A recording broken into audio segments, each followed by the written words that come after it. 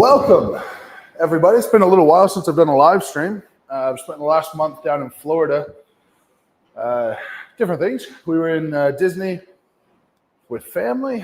I was in Miami with Rain. I was in Fort Lauderdale with the team. But ultimately, we are back at home. I am home for the entire month, and I am here prepping for the Arnold. No more travel from now till then. I was really proud of myself. There was no food, training, rest, nothing got put off because of travel, and everything is tracking really, really well. So y'all are joining me today for a pretty big session, and I'm gonna have the whole thing on live stream because I'm gonna do the whole thing here in my basement. So we're gonna do deadlift, working up to 410 kilos, just over 900 pounds. I'm gonna do that for a double. That will be my all-time PB, heaviest double. Then gonna move to back off 3x3 at RP 8. That will be somewhere in the mid 300s. I think 350 would be a great goal. Then we'll move on to frame carry. It's not gonna be a carry, it's just gonna be a hold, working up to 380 kilos for 10 seconds. And then I'll finish up on the bike here. I'm on here right now just to get warm, get my head into it a bit. And I realized I forgot pre-workout. So I might need to make a little call up to someone.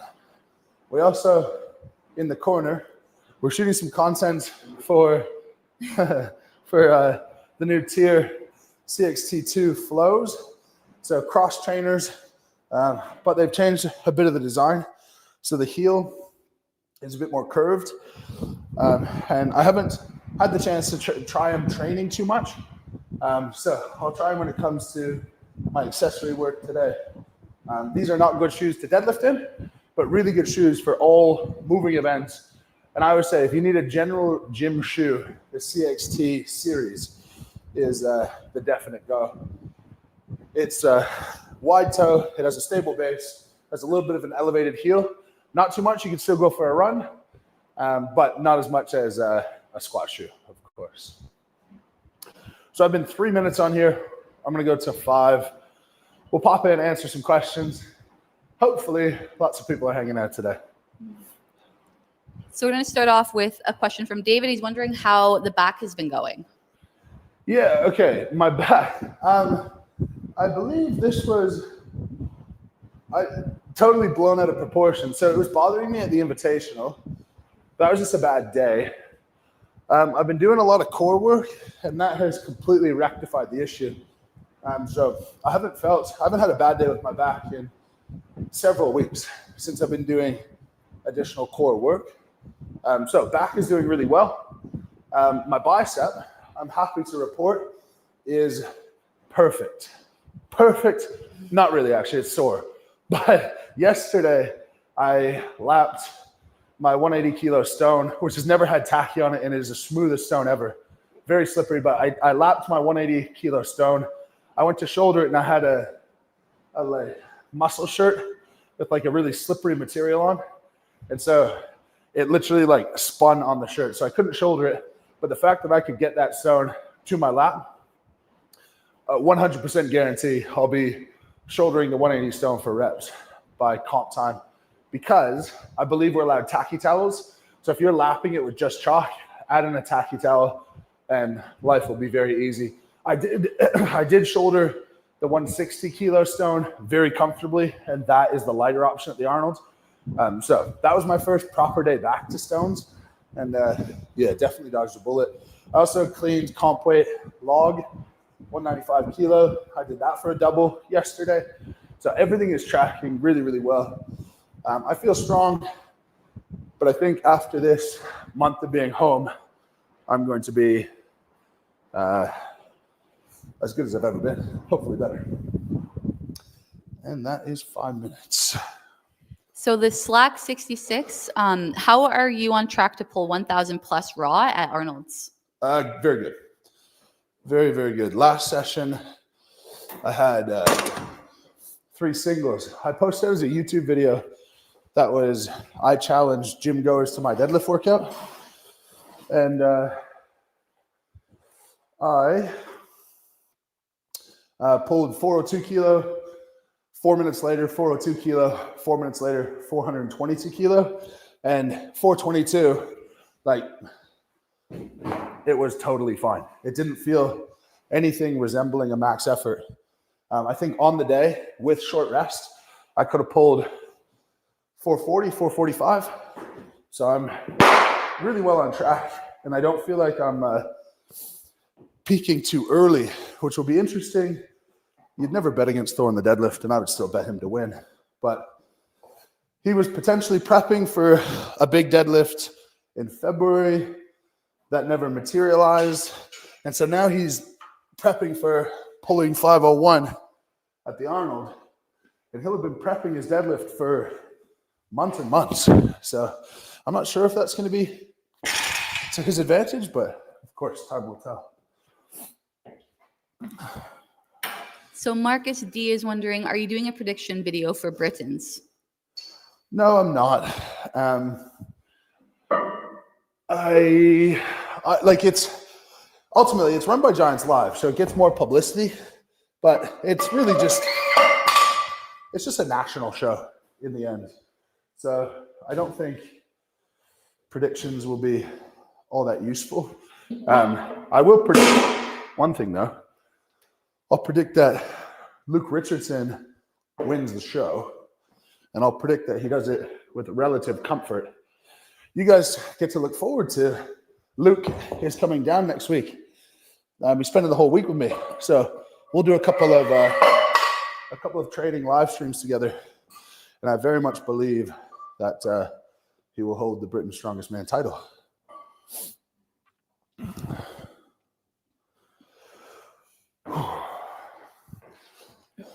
I'm going to take these off for the time being. Is that all right?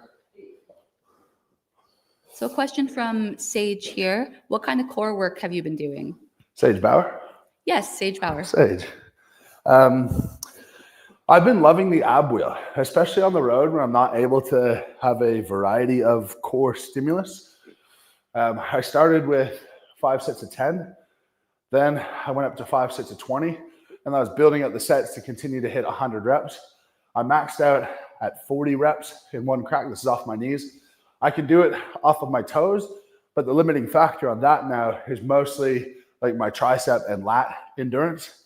My core is sweet. So now that I'm back home, I'll do some like anti-rotation, some like Palloff press. I'll do some lateral bending. I particularly like lateral bending because when it comes to, say, a monster dumbbell, like the amount of strength on your right-hand side to be able to have this locked and loaded and ready to go is quite high. So I like that to be strong. But it's done wonders for me. It's been really, really helpful.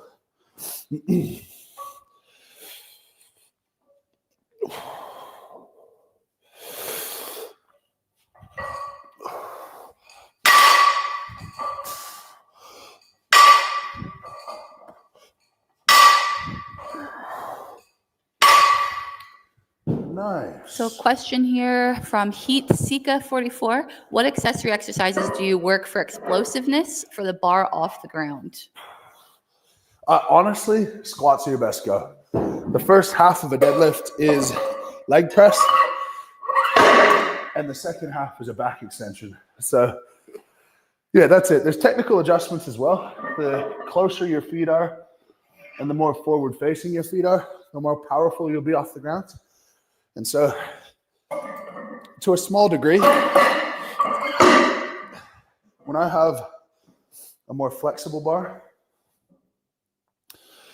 I will tend to just widen myself out a bit because that bar is going to leave the ground here rather than here. And if I have an axle or a stiff bar, I'll come in, I'll narrow my grip, and I'll be somewhere in here. And then Factory Stage is wondering, how many people do you think will try the 501 kilogram pull at the Arnold? Seems like not enough time to prep, so seems better to ignore for winning whole comp.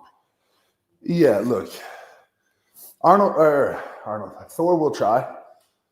Trey said he's going to try, but I don't think he will. I think he'll just listen to his coach. Thor's the only one who will try, but I think it's kind of nonsense for anyone to try. at this stage. 501 raw, it's just in excess of what I think anyone's capable of. I saw Thor's 1,000-pound pull, and that didn't look like someone who had another 50 kilos in the tank.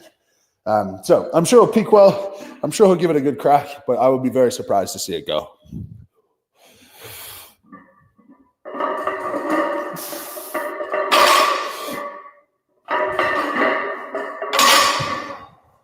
So a question from Carl. I watched the 2024 World's Strongest Man. I saw you had difficulty with the frame carry. What went wrong? The humidity in Myrtle Beach was quite high, and I didn't know that leaves you at risk for like tearing open your hands. And the way that I hold things, I really sink them into my palm deep. And so when I did that, with the humidity, my hands swelling, my whole hand got decimated by the frame. It was torn open in, I would estimate, 7 different spots on each hand. And once you're bloody and injured, like, it's really hard to pick it up and continue going at all. So lesson being, I've worked really, really hard on my grip. I actually finally hit the Thomas Inch dumbbell. And I've been doing training on this guy, all to make my hands and my fingers stronger. This is just the Rogue Monster Bell, but I couldn't pick this up 2 months ago. It's a 3-inch handle. It's really, really wide. It's only like 63, 64 kilos, but I couldn't pick this up a couple of months ago. And now it's sort of second nature. So my grip has gotten way better, which I'm quite proud of, quite happy about.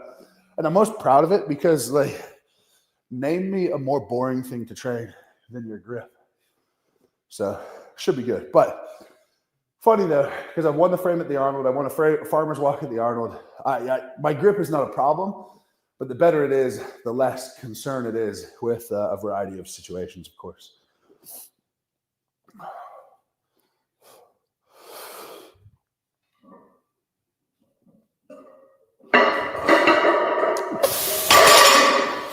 And then Mr. Watson 185 is wondering, is this a garage converted to a home gym space or a dedicated room? No, this is my basement. So you guys could only see about half of it. But I moved into my house about a year, maybe a year and a half, 2 years ago. And the basement was unfinished. And so I wanted a substantial gym space down here. Honestly, not as much for my training, because it's fine and like it's nice for work to be able to do live streams and stuff down here. But as I go forward, more of my life in this house will be not as a strongman than as a strongman.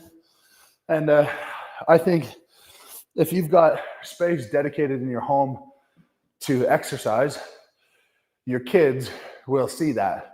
And they will just naturally know that that's something that should be important and something that they should do as well. So it's as much to set a positive example for our daughter and future kids to come, that exercise should be a regular part of your life. So we got this.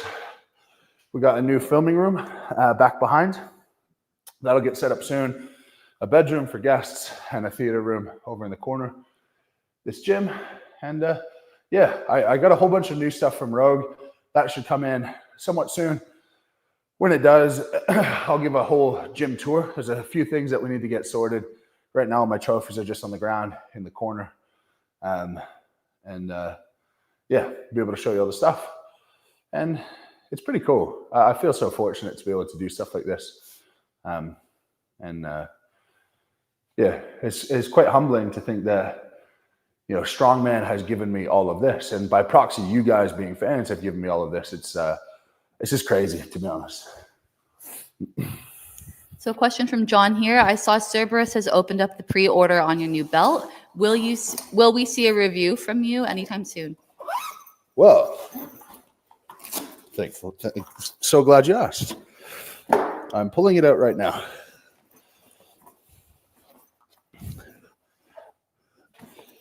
And deadlift straps. There we are. Yeah, so we worked on this soft belt for a really long time, and there's more things to come. But I have worn this for basically all of last year. Now, the advantage of this guy, the material, the thick material, this stuff is slightly thicker than models past.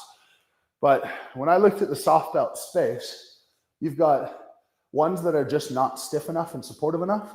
And then you have ones that are stiff enough and supportive enough, but they don't last. So I found that when you got the stiffness from the neoprene, that didn't seem to last because the neoprene would stretch out. Where this is stiff and it's great, but the straps are stiffer than anything I've ever tried.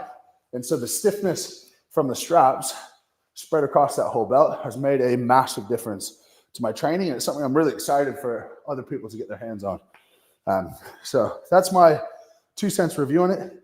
The only real different thing, it's all black, but we've got the little signature pro series, we've called it on here, because really it is for people trying to maximize the amount that they're lifting, not necessarily people looking to be healthy or anything, because it does provide a lot of support, which means you are going to be able to lift more weight, and lifting more weight, of course, always comes with an inherent risk, as we are all too familiar with in strongman. Oh, that would be great. Yeah, thank you. So a question here from Matt. I'm trying to get my overhead press stronger. What would you recommend for accessories? I just do an upper lower split and train 4 times a week for now. Yeah, twice a week's okay. I would say like triceps are an interesting one because I've never found that like this type of work translates well to this. And so I would work on a lot of like single arm overhead. I would also work on your triple extension and your power from your legs. Because if you can pop that bar up a little bit higher, then like the lockout from comparing here to say here is worlds apart in terms of what you'll be capable of. So even depending on your weight and your athleticism, your age, et cetera, doing things like short box jumps, no problem. My word of caution always, if you're gonna jump onto a box, regardless of who you are and your age, et cetera, just step off it. There's really no benefit to jumping off it, and it's definitely something that could hurt you a little bit down the line. All right, this is 515. Kind of a big jump, that's okay.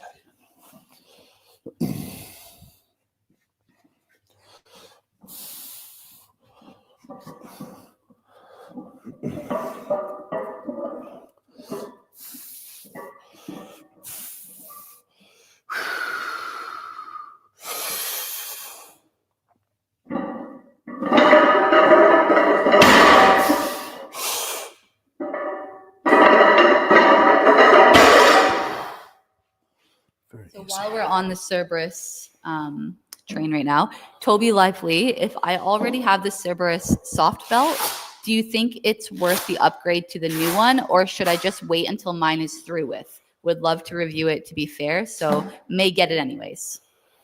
It's quite a personal question because it depends on your financial situation. If it's something that you can easily afford, then for sure. And how important strongman is to you, your budget, et cetera, et cetera. If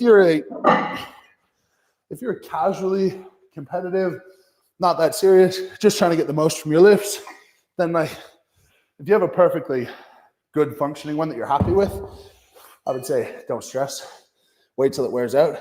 But if you really want to be competitive, say an extra 20 kilos on your deadlift would be something that's really exciting to you, then I think it's more in the realm of like, well, you could definitely give it a try. And then a question here from Grizzly Magnum 93. Do you think Brian Shaw's way of picking strongest man on earth athletes for 2025 is fair? What's his way? I don't know what his way is. Oh, I don't know. I haven't paid too much attention. Yeah. Let me see if I can get that quick.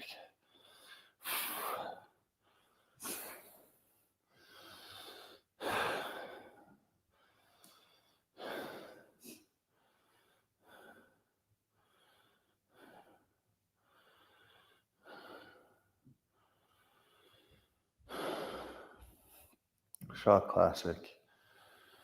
Here's this. Okay, so it's probably in this YouTube video. I haven't watched it. So I can't tell you if it's fair or not fair, but I can tell you, because I don't know what it is, but I can tell you that I would bet my bottom dollar that no one's getting invited to that show who doesn't deserve it. So yes.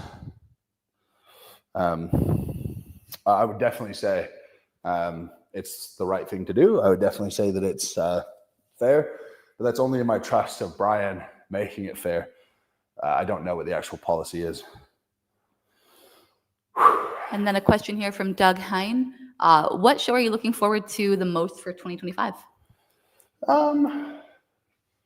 Good question. I just sort of take them as they come. I'm looking forward to the Arnold right now. I think it's a really fun set of events. World's Strongest Man, like I look forward to trying to get that title back. But I think if I had a handful of shows where like there's a potential positive result, then I'd probably feel different. But I'm just expected to win everything at the moment. So it's kind of negative motivation more than positive of like, I want to do well. And doing well for me now is, well, just win. That being said, I really like Strongest Man on Earth as a competition, but also as a expo. So just don't throw it back. Oh, okay. Thank you.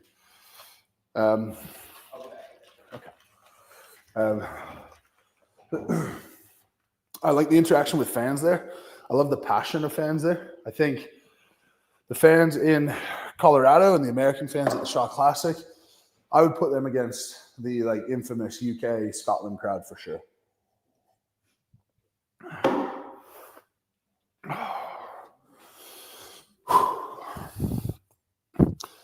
All right, this is going to be 7:15.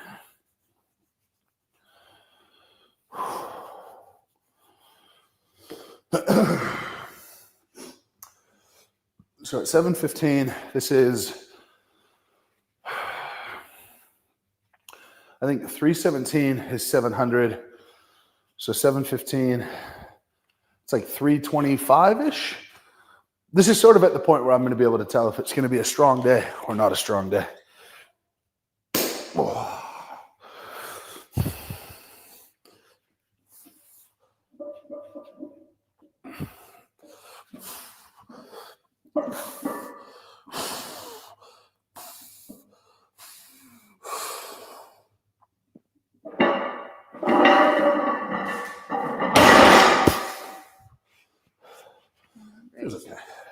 So Jake's wondering, do you train behind the back holds for grip? Which is better, heavy, long hold 60 seconds, or very heavy short holds for 10 seconds? I like, for grip, I always like a little bit longer duration, generally speaking, because your grip is very much designed to hold things all day and not to maximally hold things. So I think if you meet it in the middle a little bit and you say, your hand is designed to work for minutes at a time. You do it for 30 to 45 seconds. That logic to me makes a lot of sense. I also think high frequency training with grip makes a lot of sense. Again, just physiologically, how the muscles are structured and the energy systems of those muscles. That's to me like logically the best way. But everyone responds a bit individual. But I would say 4 times a week, multiple sets of 30 to 40 second holds would be a pretty good starting spot to figure out where you're at. And then the super chat here from the Slack 66. Did you watch the Sheffield Powerlifting 2025? Thoughts? Oliveras ripped his hands in the deadlift. No, I actually didn't, but I should know. Let's see what the results were.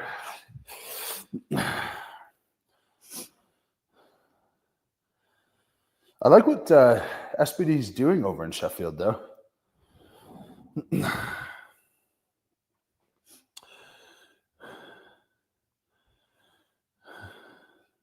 All right.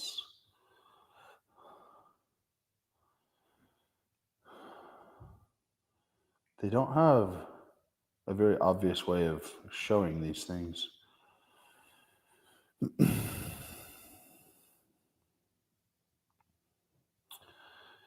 Yeah, let me go to open powerlifting, see what's happening. The coverage as a criticism. I follow a handful of powerlifters, and I didn't see anything about this. I'm not sure why.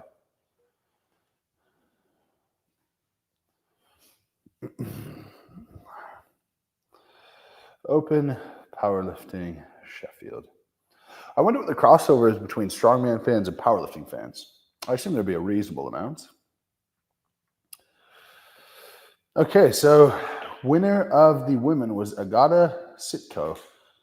150 pounds, squatted 463, bench 348, deadlifted 573. That's wild. As a 22-year-old, that's wicked. Austin Perkins won for the men. Okay, he's been doing it for a long time. Yeah, wow. His first competition result was back in 2016, high school nationals. That's a good story. Amanda Lawrence in 5th. I recognize her. Russell Orhe in 10th. Yeah, Jesus in 20th. What happened here?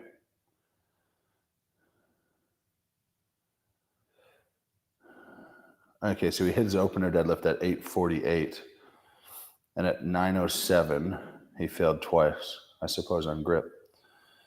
If he added 50 pounds to his total, how much better would he have been? Who knows? We're on GLP now. What on earth is GLP? Glossbrenner? Oh, by GL points, yeah.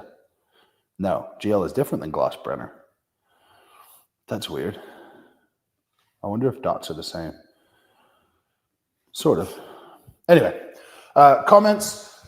My comment is, as much as I really like some powerlifters as people, I think it's a very boring sport. So that's why I didn't watch it.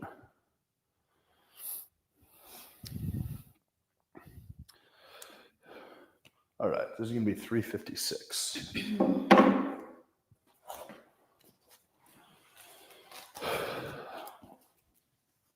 And while you get ready for that, the next question is going to be, do you have any tips for beginner strong women? My tip for any beginner strength athlete is just enjoy what you're doing while you're doing it. Don't worry so much about what record you're going to set and if you're going to be this, that, or the other. Just worry about you and enjoying every bit along the way. If you do that, you're going to be ahead of 99% of athletes in the sport.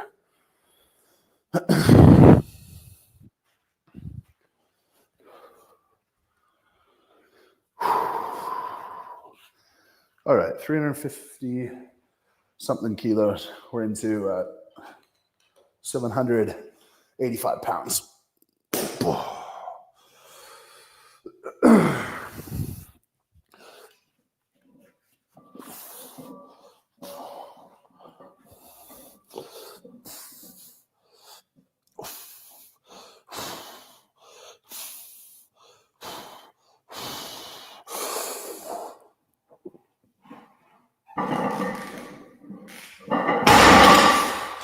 Easy. Feels great. Travis is wondering, I'm currently running your power building 12-week plan, and I haven't worked out in a long time and getting back into it. Do you think it's okay to go back to week 1 and up the number if it's too easy? If you haven't trained in a long time, I would always say just chill out. Just go in, go easy. Yeah, make it enjoyable.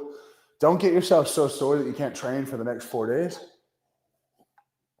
Just go in and get moving. That first bit of stimulus will provide you a massive return, even if you feel like it's not enough. All right, so that was 356 kilos. I want to go to 410. So I need to add 60 pounds per side. Cool. I got these 25s. I got these 25s. Next question is: Are you sticking around for the? Are you sticking around the Arnold until Sunday with the LHBK booth? Yeah, I'll be at a handful of booths. So I'm going to be there with LHBK for some, with Mutant for some, with Rogue for some, with Rain for some. I'll be all over the shop on Sunday doing meet and greets and stuff. Which, by the way, is still and forever will be a very strange concept to me. That like someone would wait time to say hello to me. But it's such a privilege to be able to do it. So yeah, I'll be doing it all day. And yeah, my favorite thing about my current position in the world is just being able to make someone's day with such a simple interaction and hello and some encouragement and a bit of advice and whatever. Or even just a picture. It's funny as well. People at meet and greets they're always so cognizant of like, oh, I don't want to waste your time, or I don't want to take too much time, blah, blah, blah. My least favorite is when someone takes no time at all. And you literally just like, they just come in for a picture and walk away and you don't even chat to them. You get nothing, you give nothing. It's sort of a meaningless thing. I always say I would rather go out for like a dinner for 3 hours with 10 people and just talk and hang out and chat than I would like 3 hours of meaningless fast interaction. So if you do say hello at the Arnold, please ask whatever you have to ask, say whatever you have to say. I think that's the best benefit of the whole experience. So I'll make myself as available as possible.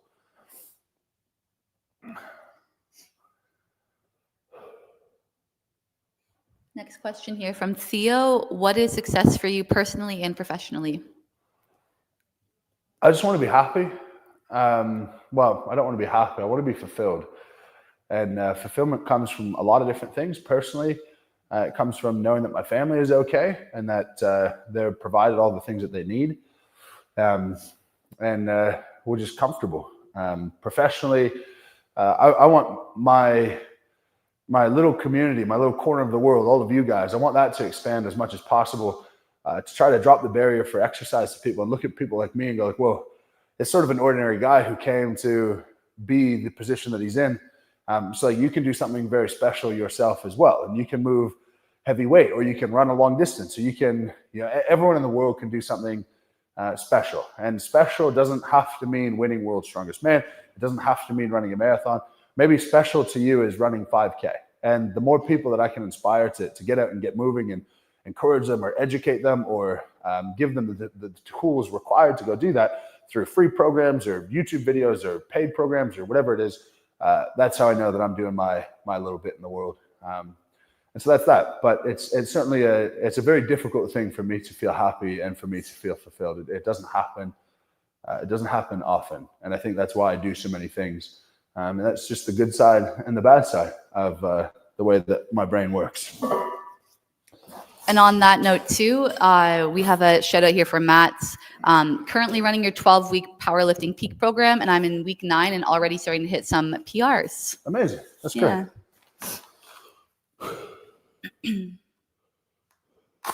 Wow, 680 people. Yeah. How good. How many likes do we have? Let me see here. 14. 14 likes? Well, like in a little heart, yeah. No. It's more than that. Let me see. I'm going to check. And I'm going to set a number. This is 400. I might be looking at the wrong number here. This is 412 kilos. I'm not going to deadlift it. I think on your software, you won't be able to. Okay. Okay. Oh, we're up to 695. 695. The Lots big of deadlift's people. coming. Yeah. But it's going to have to be for enough likes on the video. 251 likes. Okay. Okay. Yeah, Toby said I have to hit refresh, but I don't want to really refresh the page right now. 251. I will pull this when we get to 300 likes. And then Doug's wondering, any big collaborations lined up for this year that your followers will be excited for? Yeah, heaps and heaps. In fact, we got so many plans this year. I'm so excited. So I have another plan to get together with Mike Israetel and do some stuff on his channel. That'll be shortly after the Arnold's. I am going down to Austin, and I'm going to be in Austin at the Stark Center, which is Jan Todd's strength history. We'll call it a museum. I don't know what else to call it until I get there and can better describe it. That'll be fantastic. When I'm down in Austin, I'm going to shoot some stuff with Mark Henry and his son. I'm going to get onto some University of Texas athletes and shoot some stuff at the gym. While I'm down there, I may be shooting some things with Jeff Nippard and Jesse James West, which would be fun. I haven't connected with Jeff yet, and I would love to because we're really not that far from each other. I have plans to shoot another video with Little T. I think we're going to do another diet-based one. Everyone loved that the first time we did it. I have an LA trip planned. I'm going to meet up with Mark Bell sometime around World's Strongest Man. I'm going to meet up with Larry Wheels, with CT Fletcher, and with Mike O'Hearn down in LA, and then Bradley Martin. Hopefully I can line that one up, but I don't have a connection to him at the moment. If you want to clip that, tag Bradley Martin. Maybe we can get the wheels turning. Mm-hmm. And then in the UK, I've connected with Samson Dowda, the current Mr. Olympia. I'd love to train with him. Same thing with Ryan Terry, the current Mr. Olympia in the men's physique class. Yeah, a lot of different people. It's a lot of work. It's just really, really difficult to get it all done. But yeah, we have a training session coming out next week with Thor and with Justin Medeiros, the 2 times fittest man on earth. So it's cool. I'm growing my pool of friends in the strength world very quickly.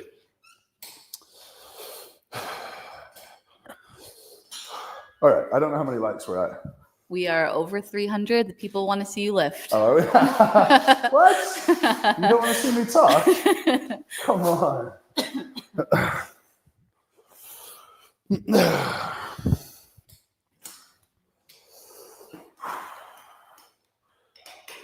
And after this, I gotta go. We're gonna have to have a bathroom break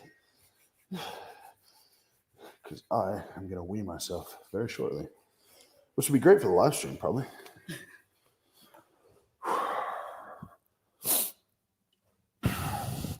All right, this would be an all-time PB double. Leash, do you want to record this on your phone as well? We'll put it on short form. Yeah, for sure.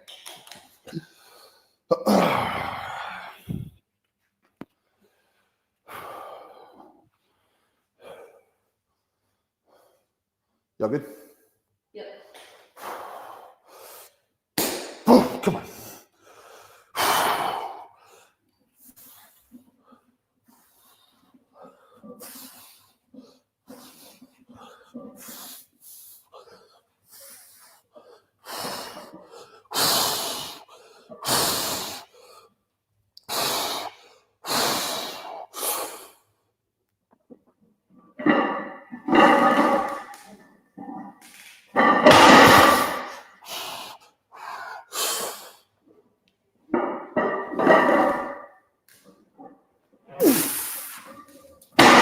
Ooh. Yeah. Okay. That was a little bit harder than I wanted it to be. I probably could have done 3 or 4, but full disclosure, peeing myself is a euphemism for pooing myself. Someone asked if you threw out your socks from the $10,000 challenge. I hope so. I'm not that good at I'm not that good at throwing out stuff that I don't need. Can I watch that video on your phone? Yeah. I just want to see how it looked compared to how it felt.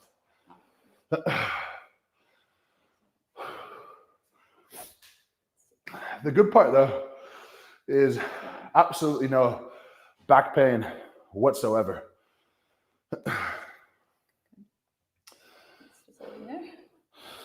All right, let's see.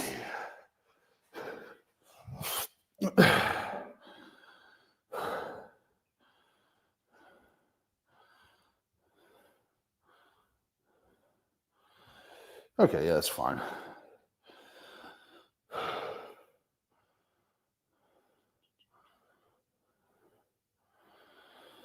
Yeah.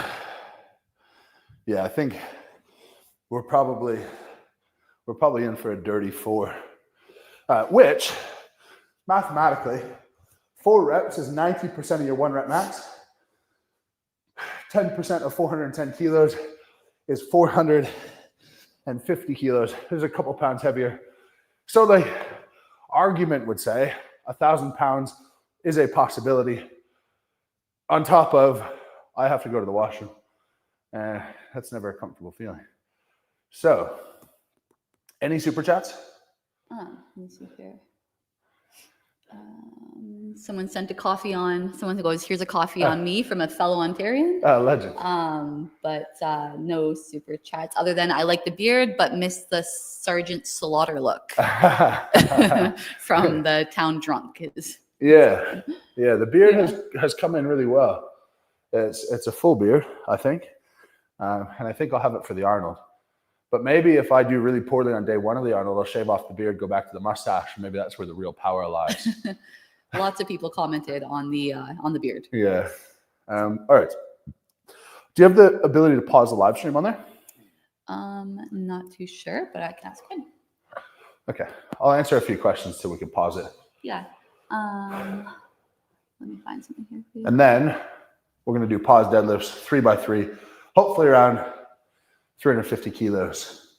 I think that's a pretty good mark for me today. Yeah. So this question here is, Mitch, heavy question. Any tips on maintaining mental health? I feel like sometimes while the gym is good, relying on it isn't healthy necessarily, which is what I do. Yeah, it's not unhealthy to rely on the gym, I don't think. I've been doing that for a very long time. I'm also probably not the best person to ask for tips on mental health because I struggle with it as well. But I think ultimately the hard love message with mental health is I hear far too many people who are struggling with their mental health because they should be, as in they're not living up to what they would expect of themselves and who they want themselves to be, whether that's, keeping themselves in a bad job or not having a job or not making the effort to find a partner or maintain meaningful relationships, et cetera, et cetera. So to me, you sort of have to go through all those things and go, well, objectively in my life, am I happy right now with who I am and what I'm accomplishing? I think the worst thing to happen to the world is a self-esteem movement where you are instructed to feel good about yourself regardless of what you do. Just you existing is enough for you to feel good. I think you should feel good about yourself because of what you do, and you should strive to do more to feel even better about yourself. And in the process, I assume most people would be helping other people, and that would help them feel better about themselves. And so that's what I would say. I would say the brain part is something that nobody has figured out to a T. It's a work on the action part. And it's like my interpretation of cognitive behavioral therapy, where your behavior is going to dictate your thoughts. So if you can change your behavior and you can be someone who you would admire, then potentially your thoughts will start to admire yourself as well. That hasn't shaken out perfectly for me, but I certainly think I'd be in a much darker place if I didn't accomplish as much as I did and I didn't have a life circumstance I'm as happy with. So that's my best advice. There's no magic cure, but do the things to make yourself proud of yourself, and that should get you closer to then being happier. So a super chat here. Is there any update on the 505 kilogram deadlift event? So that super chat just came in, and it doesn't look like we can pause the live. Yeah, well, we can just step out. Any update on the on the 505? No, there's not. It's a time of year is really difficult because we have so many competitions and so many things to prep for that I'm not sure how to schedule it. But hopefully it will happen this year. If it does, it'll be in the summer. We've got all the pieces involved, to be honest. We've got Brand excited to be on board. We've got promoters who are willing to do it. It's just the timing and the venue, etc. On top of the fact that Thor doesn't want to deal with everyone, i.e. giants. And so I'm not sure that that's a viable avenue. So I may just prep really well and try to do it at the Giants Live Deadlift World Championship. That could be the culmination of it. I want to set this clock to 3 minutes and count it down so that everyone knows. Yeah, don't leave me to do stand-up. You don't want that. And we do have one last super chat here just saying congratulations on the PR. This is from RPE11, All Things Strength. Cool. Amazing. All right, well, I'm just going to start it there. I'll time myself. 3 minutes. I'll be back in action. Leave super chats in the meantime. Go grab a coffee. Go grab a drink. Yeah. Thanks for watching, everyone. We got pause deadlifts, frame carry, and conditioning to come. Cool. Shame. See you in a minute.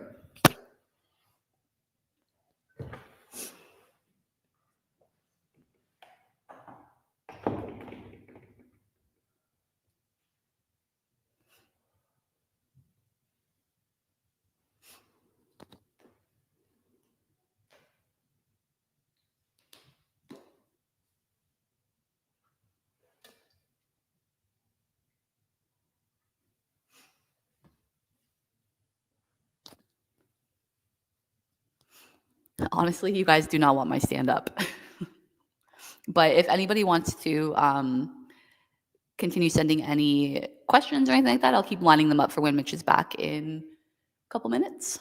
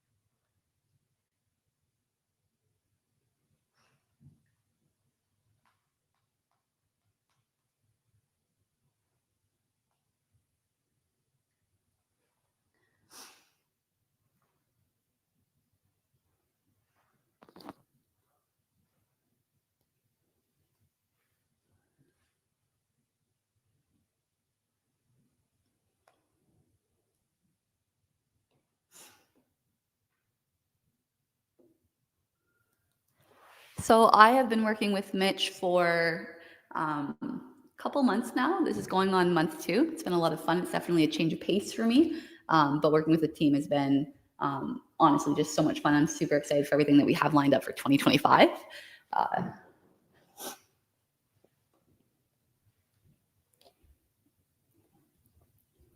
And honestly, I don't really have any jokes. I'm not really good when I'm put on the spot like this. I don't really have anything on the top of my head. And I don't think you really want me to try to come up with a joke. But I appreciate the super chat.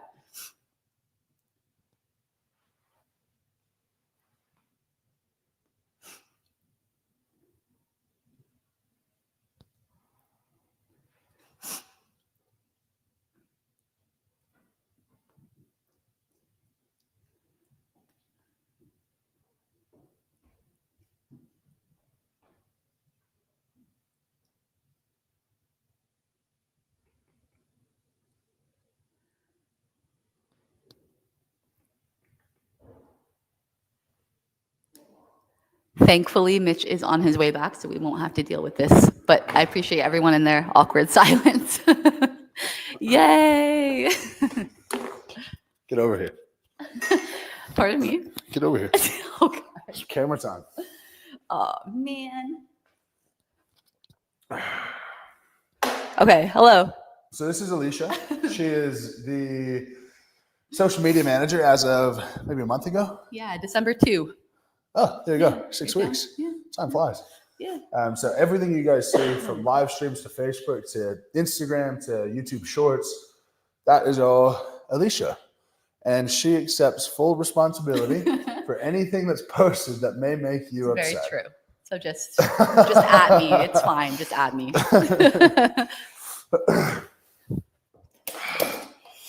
Alicia used to work at the gym that you guys would all see me train at, the green gym. And I stole her to them. It was very much volunteering. I was like, something new. Very much Dive into the strongman world. What do you mean volunteering? This is not a volunteer thing, Not volunteer. according to But payroll. I mean, you didn't really steal me. Like, I very much wanted to join the Team It was Moose. consensual, you mean? Yeah. Lots of people wondering how many pull-ups you can do. That seems to be common across live streams. Not that many.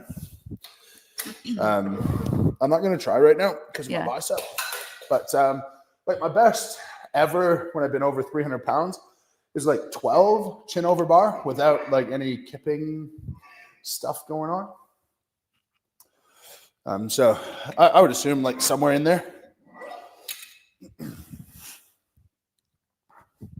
All right. We have a super chat here from B Clops. Hey, recently I had a small strain tear in my pec muscle belly during some weighted dips. After what felt like no warning, felt very strong, very little fatigue markers. Any tips to prevent this? Sorry, any tips to prevent a strain when you're doing dips? Yeah, it sounds like it. Well, ultimately, your risk of strain is going to be directly proportional to the effort that you're putting in. So like the easiest way to avoid it is by not putting in as much effort. The difficulty is you want to put in effort because that's how you get results. So this is where we talk about health on one side and performance on the other. They're not really the same thing. And so the best thing you can do is slowly build into whatever you're trying to do and reasonable weekly progressions. I always say between 2 and 5% a week. In all of my programs, that's what I write. So I allow people in the first week to work off of percent 1 rep max or rating of perceived exertion. After that, I dictate all of the numbers and the progressions because in my view and my interpretation of the literature, the number one thing that's going to get you hurt in any way is inappropriate overloading.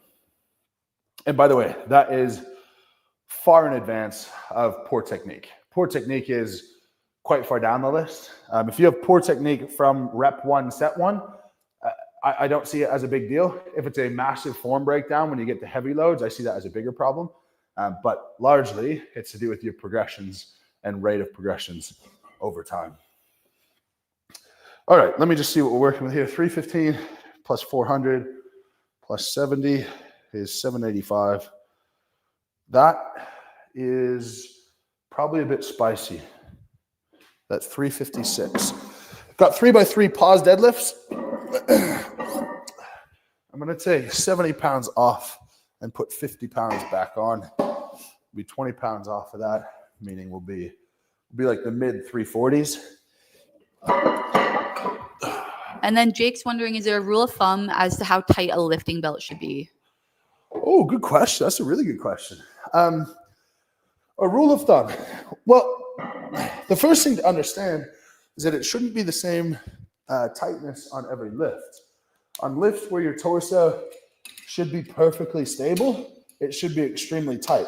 So let's say, like my behind the neck jerks right now, that belt is extremely tight because all I'm doing is this, staying very stacked. In contrast, when you're deadlifting, if your belt is really tight and like that prevents you from being able to get to the bar properly, that's going to pose a big problem. So that's really the gist. I would say on the tightest end, you should still be able to breathe comfortably and you should be able to have the belt on for a minute or two without feeling like you have to get it off as soon as possible. On the looser end, it cannot be sliding anywhere. The biggest thing that I see when the belt is too loose is that when someone, say, bends down to do a deadlift, the belt like comes off of their back because it's pushing on their stomach. you never want the belt off of you. You always want that hugging you. It's just a matter of how tight. So anywhere between a loose hug when you're in position to as tight as you can get it for the most part. Anywhere in there is acceptable. It just depends on the movements. And then Luke's wondering, one thing I'd love to know is, when did Mitch know he was powerlifter strong? Like, was there a specific moment that you knew, like, okay? Yeah, I don't know. It was to sort of outline my career a little bit.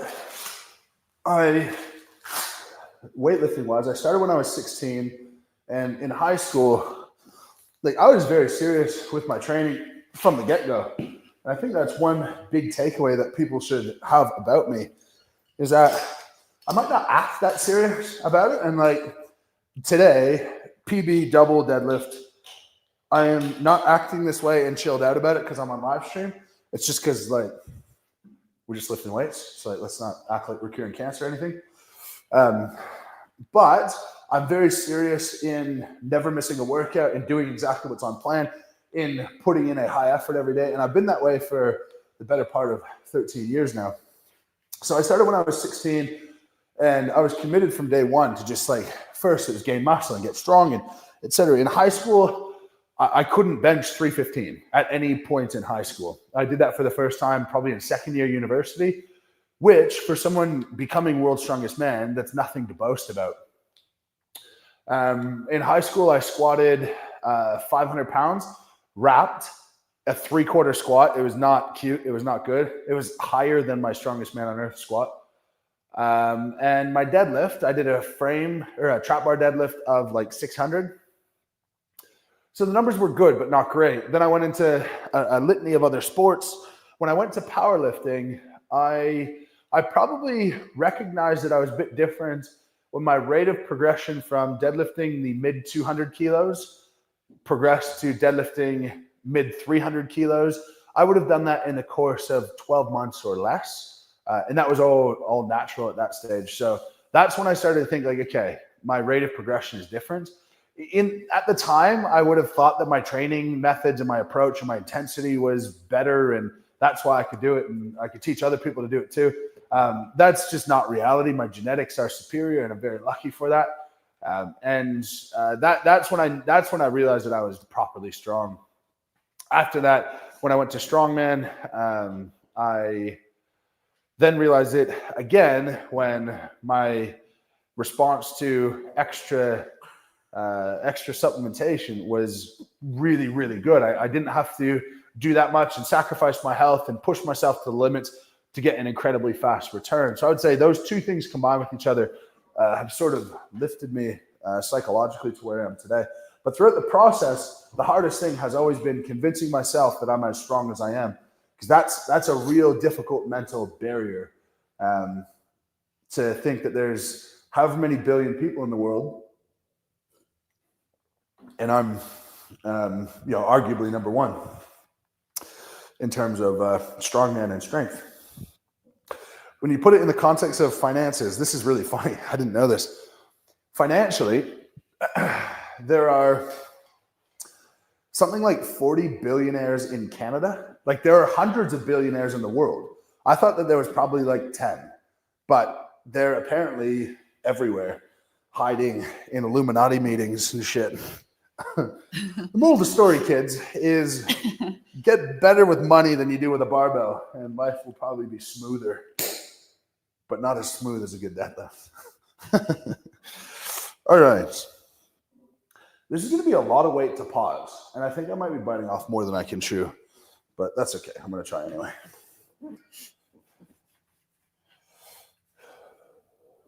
And then a super chat here wondering, how important are belts? I've never used one, 500 pounds. Oh, man. Belts, if you're trying to be strong, belts are everything. Belts are massive. Like the hard belt more so than the soft belt, but together, that combo is unreal. If anyone watching this hasn't put a soft belt and a hard belt together, it will change your life. I have not lifted heavy without both belts on. In fact, I haven't lifted with a hard belt alone in probably, I would estimate like 3 years. It makes such a big difference. And difference in performance and for safety. It protects your back by increasing your intra-abdominal pressure, which also contributes to your performance. So it's sort of like this really, really nice win-win. And if you're putting time into getting strong, you should probably put a few dollars behind it to get the most out of that time as well. All right, set of 345 kilos. I'm gonna pause it. The goal is 2-second pauses, but that's gonna be hard. So wish me luck.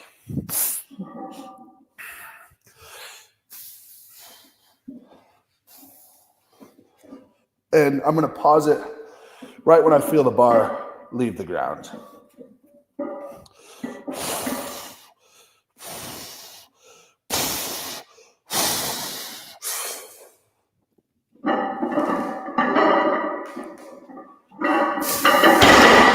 It's actually totally fine.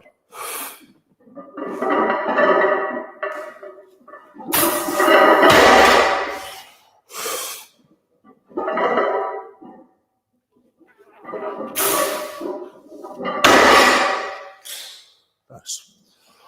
That's awesome for me. All I right. also think that getting that poo out has helped a lot. Abdominal pressure. Super chat here Does from it? Doug. I'm still talking. Sorry. Do you find that your deadlifts go up after you poo as well? Me? Yeah. I don't deadlift. Right. Um, I'll have to get Kate down here. Oh, how about tariffs? Let's talk tariffs. How unfortunate. So everyone knows if they come, LHBK is working on things to make sure that we don't become more expensive to American customers. And if you're watching this live stream, and I'm working very hard for you, head to the LHBK shop and say thank you and rep the Lift Heavy Be Kind brand. Jokes aside, I really think I have a balanced view of what strength sports is. And it's a very small corner of the world of people trying to improve themselves. Most of those people coming to the sport or coming to the realm of exercise, not because they're the most confident person on the planet, because they're the most sociable person on the planet, but just because they want to accomplish something, maybe make themselves healthier in the process and regularly exercise and move. And the barrier for so many people is the interpretation of who goes to the gym and what those people are like. So for me, this is like a welcoming message to the outside world of like, anyone is welcome to the gym. Anyone is welcome to come. And people do not judge you for the things that you think they might judge you for. They don't judge you because you can't lift enough, or because you're sweaty, or because you're fat, or because you're skinny, or because whatever. You'll get judged in the gym if like you're rude, if you're disrespectful, if just like basic common sense, nice people things. That's what you get judged for in the gym. It's like, what a better community to be in. Where like, even if you're not an expert, you come in, you ask for help, you conduct yourself well, you're nice to people. The gym space welcomes you with open arms. I apply that to powerlifting, as I do with CrossFit, as I do with bodybuilding, as I do with just general gym culture. Negative things happening in the gym are extraordinarily rare. In person, I'm in 13 years, I may have seen 2 incidents where like it was a little bit touch and go, but I've probably seen 100 of those on the road in the past 13 years. It's certainly a friendlier place. It's also a really cool place, just to go on a tangent about the gym. There's nowhere else in the world where you interact with strangers. And like you talk to people like, are you almost done with the equipment? Or do you know how to do this exercise? Or if you're in a powerlifting gym, like, what's your best tip for deadlift? And honestly, when I shoot content with like people that I call average Joes or whatever, I still ask them for tips. I still ask them what cue they use, because you don't have to be a world-class athlete to think about things in a useful way. So that's the culture, that's the message that I want to put forward. And that all ties into the Lift Heavy Be Kind brand and why I started it in the first place, which really good. We've donated just shy of $30,000 back into the strength community in different ways. So I'm very, very proud of that initiative and that business. It's gone really well, all thanks to people like you.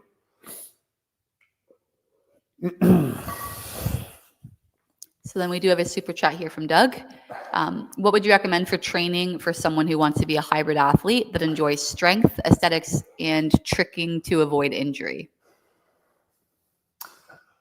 I would say recognize that you can't excel at all of those at the same time.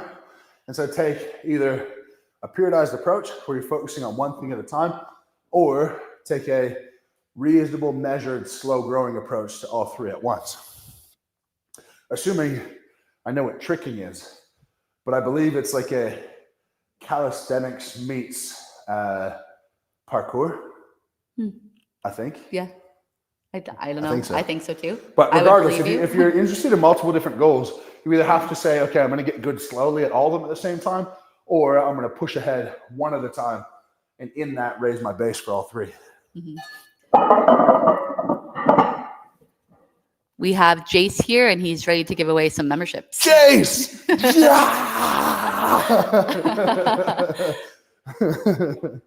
Good. Hi, Jace. Okay, here's the deal. The number of memberships Jace gives away, I'm supposed to do 3 sets of 3 deadlift. The number of memberships that Jace gives away divided by 2 is going to be the number of seconds that I'm going to pause. I'll go up to 800. So if he gives away 10 memberships, I'll pause for 5 seconds at 800, so on and so forth. Be nice, Jace. He says, uh-oh.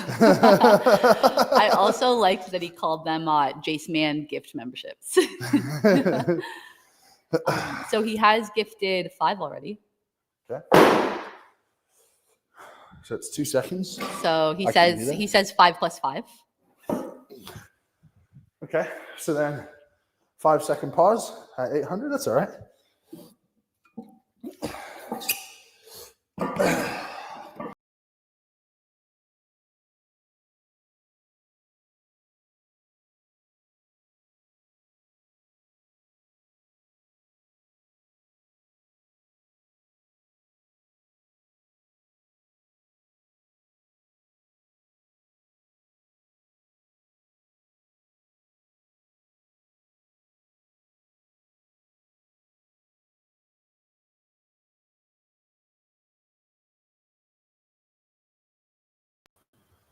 Yeah.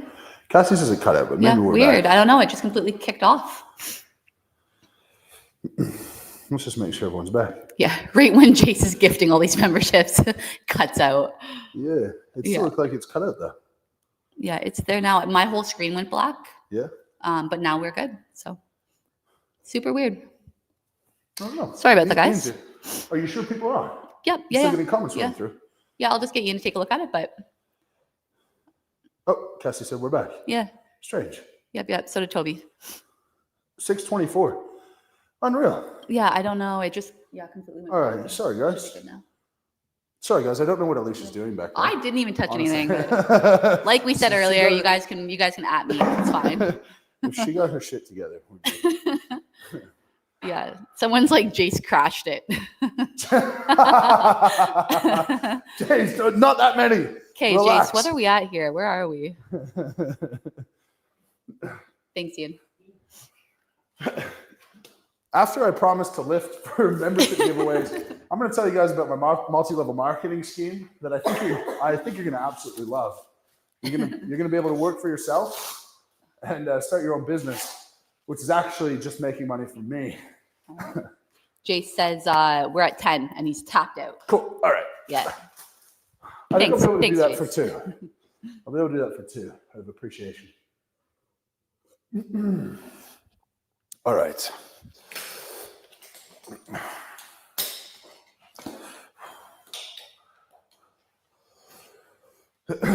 All right, 5 seconds.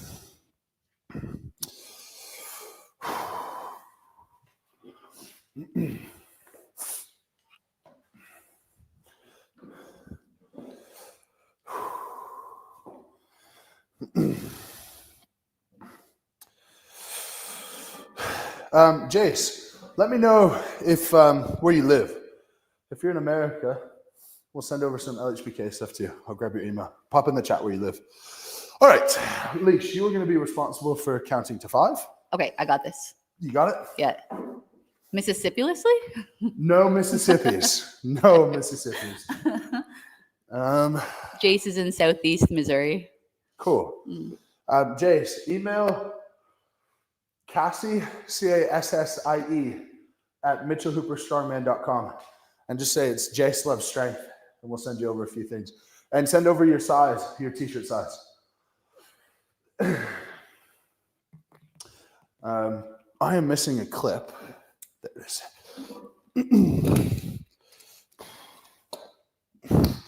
Okay, here's what I'm going to do. I'm going to do 2 regular, and then the third one, I'll pause for a 5 count. Okay. Okay? All right.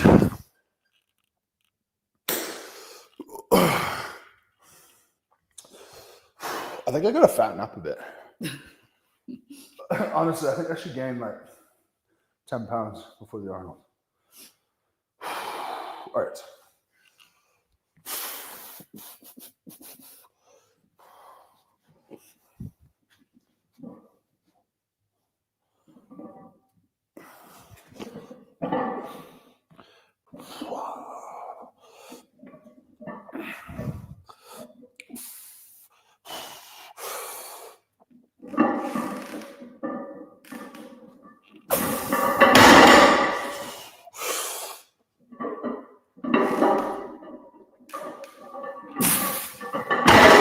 Oh, it's going to be hard. You got me? Yep. All right. 1, 2, 3, 4, 5. Ooh. Jesus Christ. That was heavy. Shout out to my basement floor. Yeah, a couple people commented on that, the foundation. So I've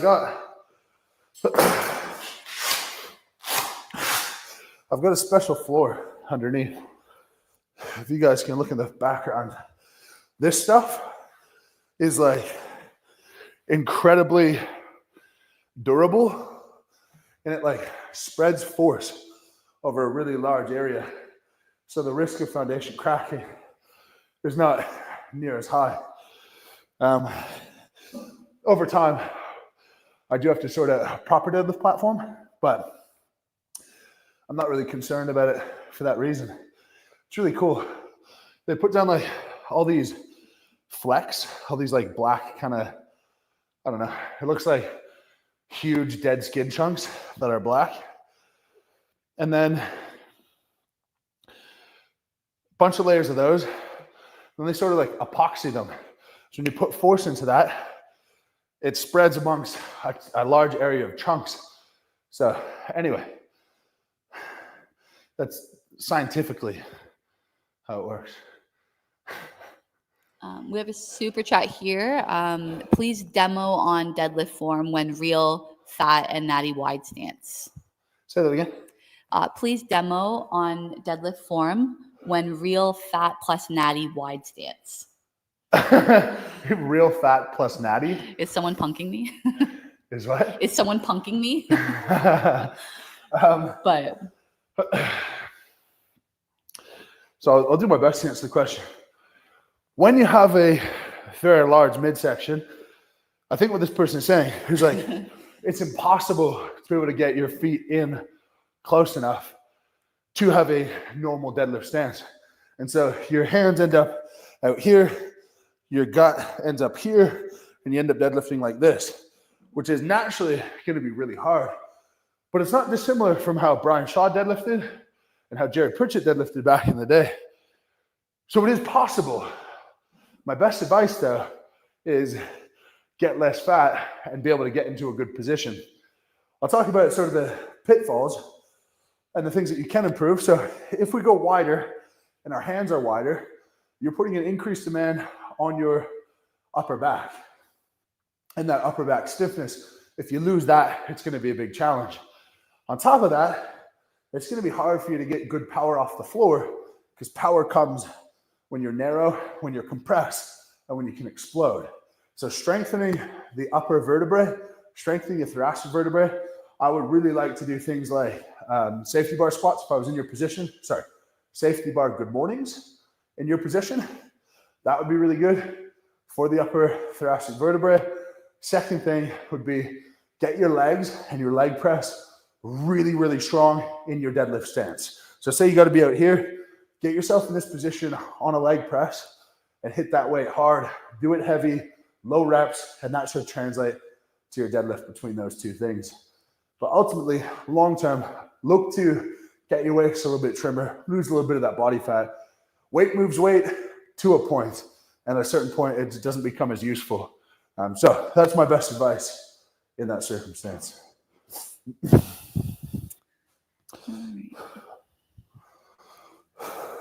And then have you ever tried removing your ring to avoid skin tear?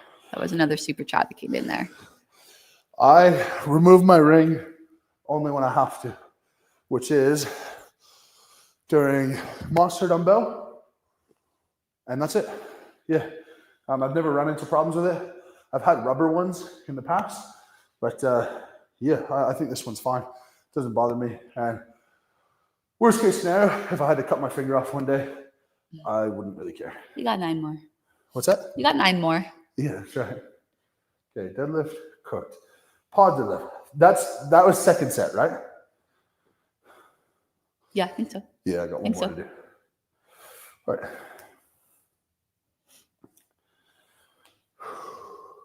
And then any adjustments to your training programs for a 15 or 16-year-old that you would suggest? They're saying to my programs? Yeah. No. Well, I would suggest making sure that your parents are cool with it, for sure. Or maybe there's the parent asking. But no, the thing about kids that people don't understand, well, as you get older, one of the natural processes of aging is reduced water in your body. And reduced water is going to mean more wrinkles. It's going to mean decreased joint spaces, which is inherently arthritic in nature. These things can't be avoided. As a kid, you are the most adaptable. You have the most cells ready to adjust to the stimulus you provide them. You have the best ability to recover from injury. So your exercise volume can be high. Your intensity can be high. In fact, I would say a kid's intensity can actually be higher than an adult, and their recovery capacity will keep up no problem. The catch to that is, though, you don't want kids lifting outside their reasonable capacity, because then you do get into the situation where technique changes a lot when you get to weights beyond their capability. But ultimately, if you're lifting reasonably, not perfectly, but reasonably, there are no adjustments that I would recommend for a teenager over an adult. More of my recommendations would come if you're an older adult, say 50 plus, and you have natural limitations on what you're able to do and progress.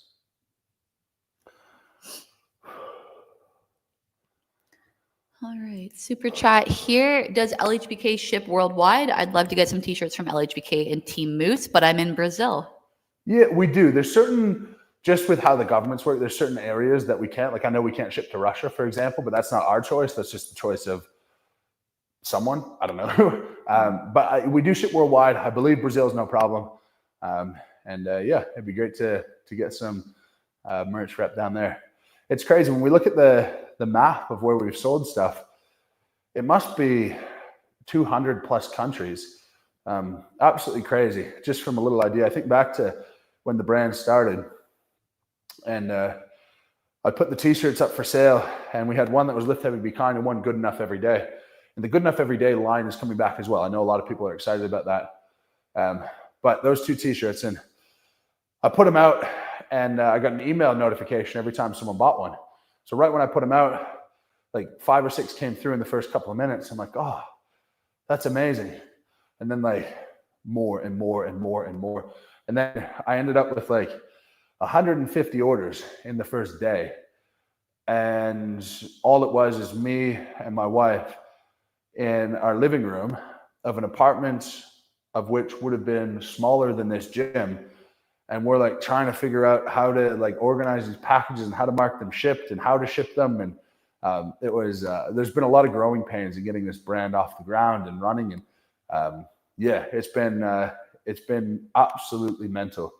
Yeah, it's been awesome. So yeah, that's the origin story. I forget what the question is. Oh, shipping worldwide. Yes. we do ship worldwide. And then on that note, Thomas is wondering, are there going to be any exciting product drops at the Arnold?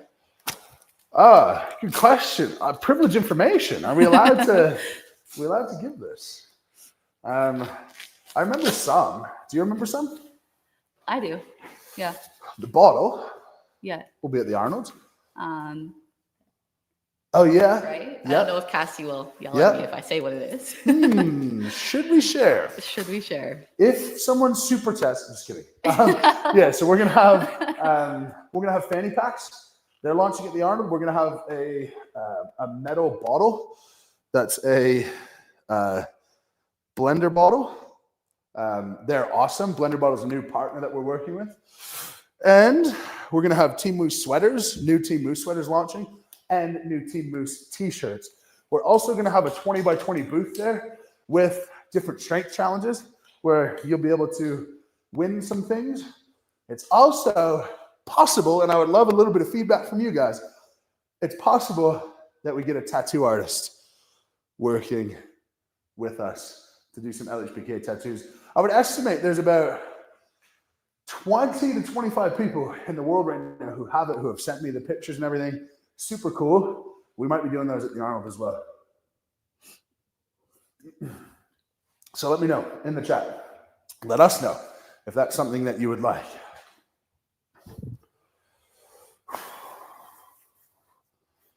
And then Toby's wondering, basically he wants to put an order in for some LHBK gear. He's just wondering the size fit. How is the size fit for us strong individuals with strange proportions? Pretty true to size, or we're sizing up a bit? It's true to size for me, for sure. True to size for me. And we really don't get any meaningful like return requests because the size is wrong. There's the odd time that like a partner or it was bought as a gift and they didn't know their size or whatever, but it fits true to size. Yeah, I mean, I'm 3XL in this. I'm 3XL in everything. Yeah, I don't know. Do you find it relatively true to fit? I buy things way too big. Yeah, I guess right? so. So You if I were wouldn't to even wear my notice. Yeah. size, I feel like I think it would be true to size. But again, like I'm probably like a small medium, and I buy like XL. Oh, do I you just really? like everything really big. Yeah. Yeah. Right, like even okay. this hoodie right now is a large. Right. Right. Right. But yeah, but I would say true to fit, Toby. And if it's not, send it back. We'll send you something else. It'll be all fine. It's funny. Ultimately, people. Sorry, I got a message about the Arnold where I asked a question and they sent back, "Can you please tell us about what day you're coming?" I forget what I was gonna say. Oh, like with running business and stuff, it's really funny because I feel like there was a period of time where you could run business and sort of like skirt some lines and sort of get away with some stuff and screw people a little bit. But in the social media era where word travels so fast, I feel like the best thing you could possibly do is just treat people really well and do the best thing that you can for them. And then that's how you get loyal customers. And everyone will know if you're loyal to your customers because people share it, people talk about it, the word travels so fast. So with everything we do, that's sort of the principle of like, I don't know, whatever the margin is on a t-shirt, if it was sent off and sent back and sent again, and we might lose money, but it's fine. Ultimately, you make people happy. We're promoting a good message. Maybe you'll buy something else down the track. But, you know, I always say, fail doing things that are meaningful and you'll be happy anyway. All right, last set of 3. My hands are getting really uncomfortable, which is perfect for frame carry after this. All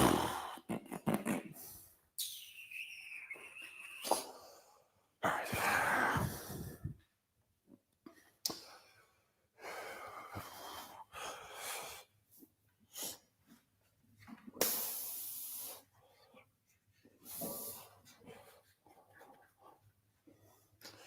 This is a lot of volume. A lot of volume, heavy.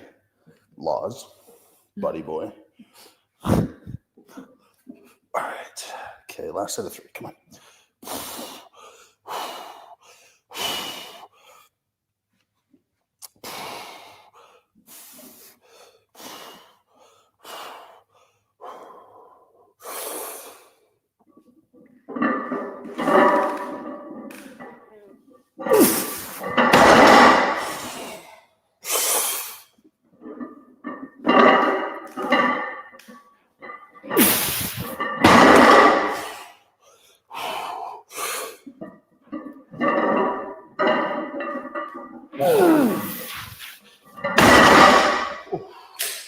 Jeepers creepers.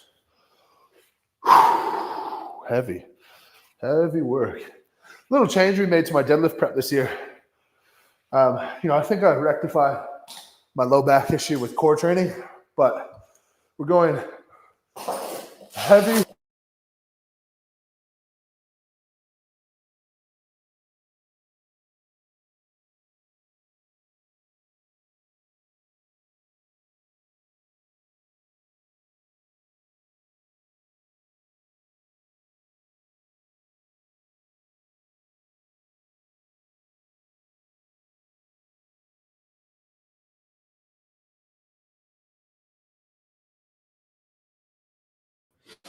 And that's me, everybody.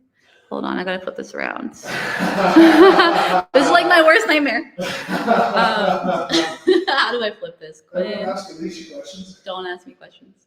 Just kidding. Let me just flip this around.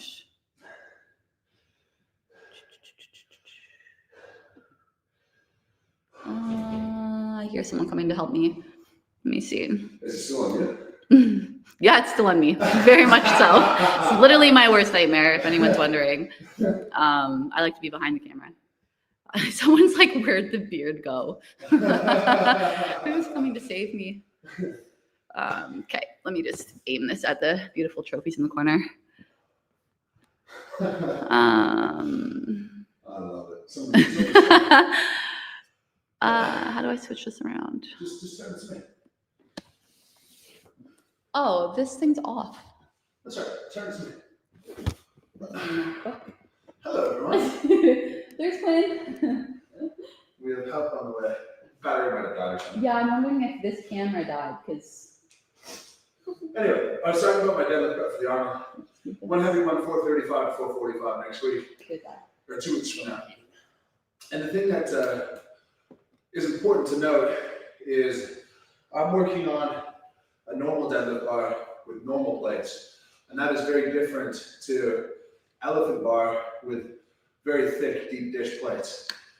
So when I failed 430 going to the Arnold 2 years ago, and I pulled 445, and I would have been capable of 450, I believe.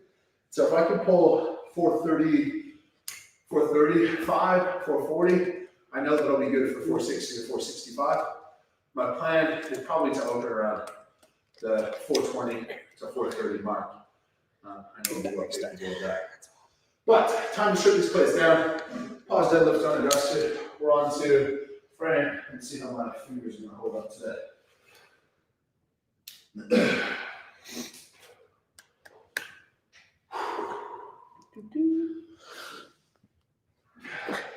Oh, nice. You know what I'll do?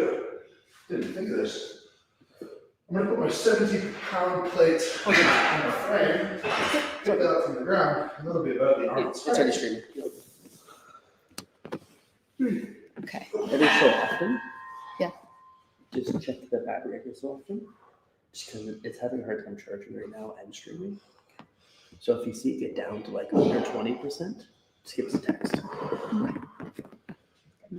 You don't last another hour.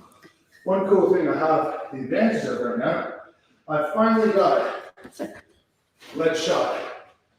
Lead shot's allowed in my monster dumbbell.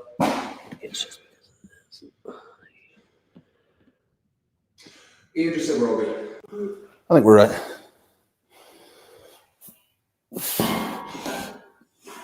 I finally got lead shot to put into my Rogue monster dumbbell, so I'll be able to train that properly now, not with my other equipments that I had before.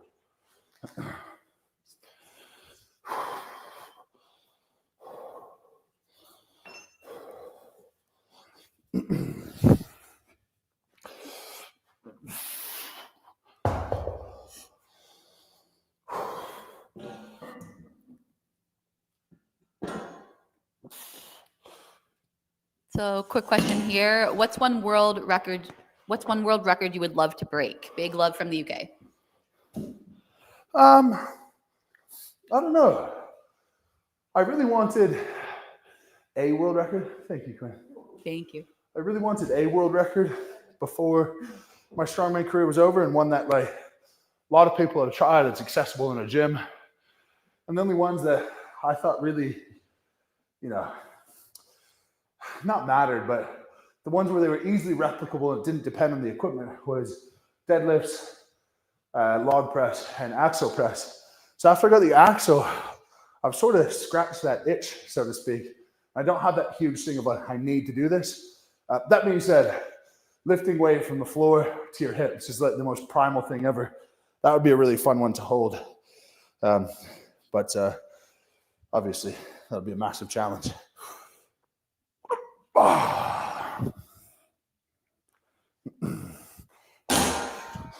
Beautiful. That's great. Okay, super chat here. What's the most unusual item you've ever autographed? Is there something? Let's think. I have one in mind. I'm just trying to think if there's something stranger. I'm not a shy person. So if someone asks something weird, I'll just say no. But there was one person, this one girl who, I don't know, she's probably late 20s, early 30s, who had bought a shirt one day, and the next day she wanted me to sign it, but she was wearing it. And I was like, where do you want me to sign it? And she was there with her husband. Like, it was all above board, but she like wanted it like on the chest, of course. And so it was like awkward of how do I do this without violating you? I would say like that. I don't know. I've signed virtually everything, every lifting piece of equipment, shoes, hats, posters. One funny one is I signed a poster or pictures of myself. When we were walking through the lobby at the Arnold, this person was just posted up, and they printed off pictures of me for me to sign for them to sell afterwards. Which some people say that that's like a total no-go and they wouldn't allow that. I don't care. If you want to sell pictures of me, that is very flattering and very strange to me. So go for your life. I find it even weird that I sell pictures of me.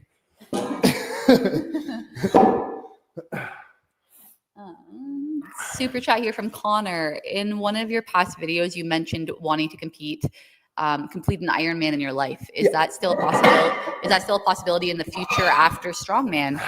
Yeah, it is. It's I would say not just a possibility, but a certainty. When I set my mind to something, it happens. So yes, it will happen. Absolutely. And it's for a lot of reasons. One, like, I just think that's a cool thing to do in your life. Sort of like the marathon. It's not like I'm looking to win a world title. It's like a great accomplishment to have. Then another thing is, I talk to you guys about I want to inspire people to get out and move. And it's, if you want to take up strongman, that's great, but just do something to make your health better and get moving a little bit. Honestly, to me, 10,000 steps a day is as important as going to the gym when I'm talking about like advising people. And so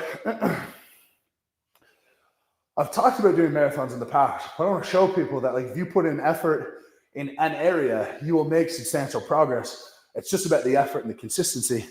Because I'm obviously gifted for strength, but that's juxtaposed to being gifted for endurance sports. And I want to show that even if you're not gifted in something, you put effort towards it and you can do it. There's a lot of fun things I've been thinking about doing one thing is doing World's Strongest Man, doing an Ironman the next year, going back to World's Strongest Man the next year. And I would love a like group of people to join me along that. And in a perfect world, maybe there's like 20 or 30 of us and we meet once a week. We go do the same Ironman over time. We train together. We get fit together, accomplish something cool, build a community, maybe raise some money for charity. I think all of that would be really, really fun. But for now, I'm focused on lifting big weight, which this is 70, 140, 200. This is 400. I'm working up to 840 today.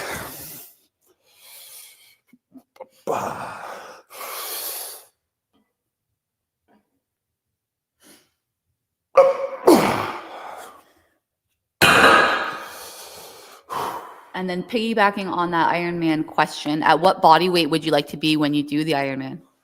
Well, given like I want to do it in a year, and I want to get back to strongman a year later. I want to be as heavy as reasonably possible, which I think would be in the range of 240-ish. I think would be possible. When I ran my marathons, I was 220 to 225, maybe 230 at the heaviest. And honestly, a big part of it is in water right now, I sink like a rock. Like I'm just too dense. So part of that's muscle, part of that's bones. My bone density is off the charts. I've had it measured before. And so I need to be able to survive the swim component. And then the weight on the bike is a big one. So that's then what Ironman do you choose? And I would need a very flat one so that I don't have to climb a lot of hills on the bike. Flat but fair. I want it to be flat but not downhill. You're finishing at the same spot you started. All that good stuff. And a proper sanctioned Ironman as well. So yeah, I think 240. I also I yearn so much to be lean. A lean 240, no CPAP, like lots of energy. I can get down on the ground and play with Peyton, and like all of that stuff to me that's worth so much. And it's a huge, huge opportunity cost to what I'm choosing to do right now. That really isn't lost on me. All right, so this is going to be 600. I'll probably go 600, 700, and then 8 something, as long as all feels good. My hands are sensitive though. After all those deadlifts, there was a lot of pressure on them today.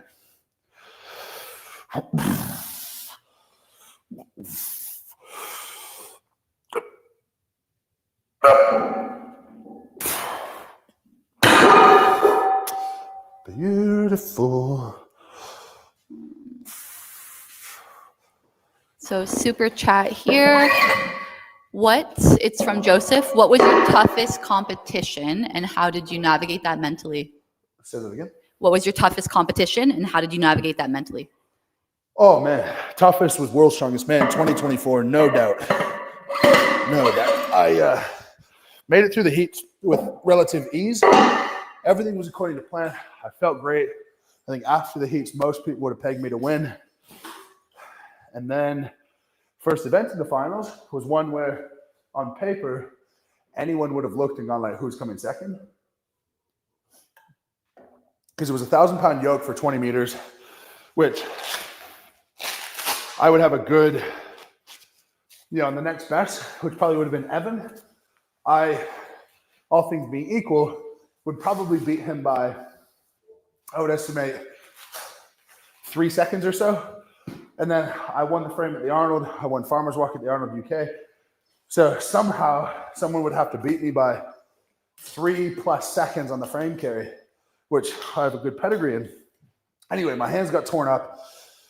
And the next event after that was axle clean and press for reps. The next one was keg toss. And I had cuts and I was bleeding all over the place. When we were doing the axle clean and press, I had to get Rob Kearney to take my hand between every single rep because I would bleed right through what he had put on.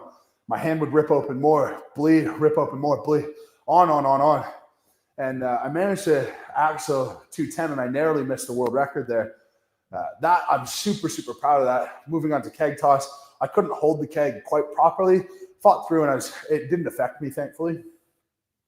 On day 2, we had deadlift for reps. I couldn't even hold the deadlift with straps because my hands were so sore and bloody.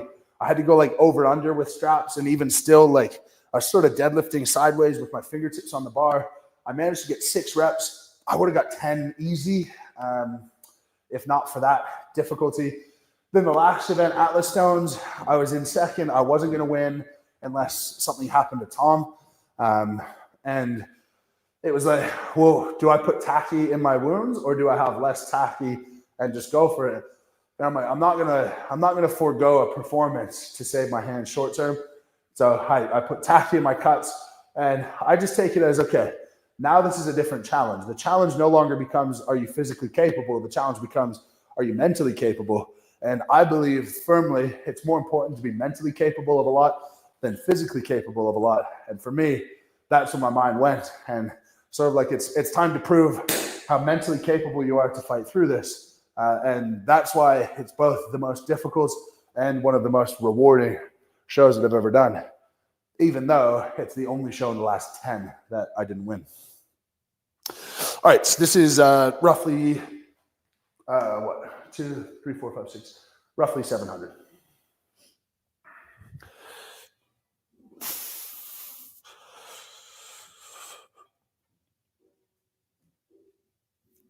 Oh, yeah. Okay, I'm gonna go right up to working weight because my hands are so sore right now. The pause deadlifts and the pressure on my fingers and the straps is really adding up over time. All right, so that's 700. This would be, you know what? I might just, let's do this, because that's going to be 90, that'll be 135, 270, 374, 75, 76, 70, 140, 710, or 810, sorry. I think that might be like Arnold's comp weight. I'll do a calc.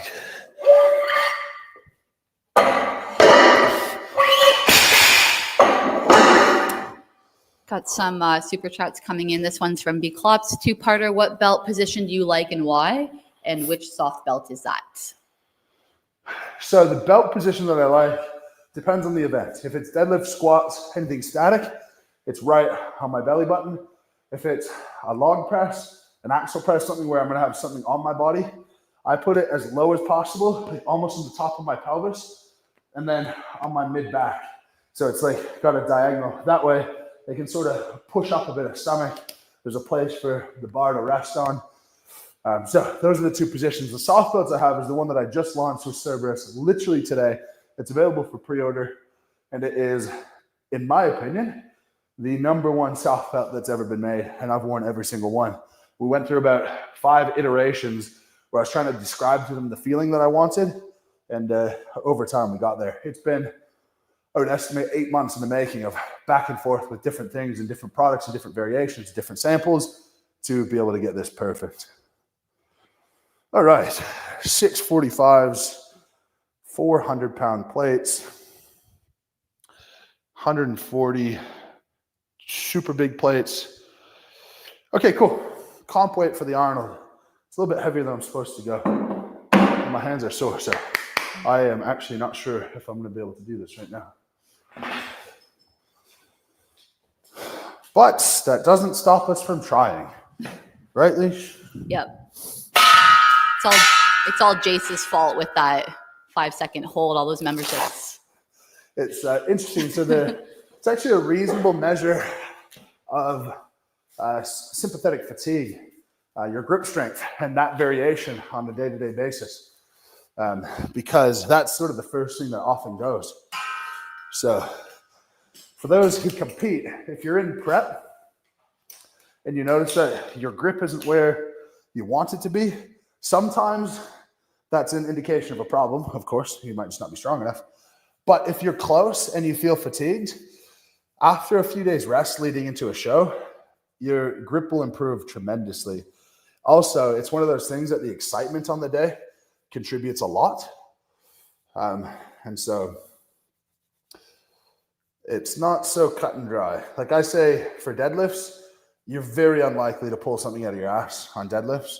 But when it comes to grip events, you can get that little extra 5 or 10%. All right, this will be a big lift. My goal here is to hold this for 10 seconds, which I'm not going to have record of, so I'm just going to hold it until I can't.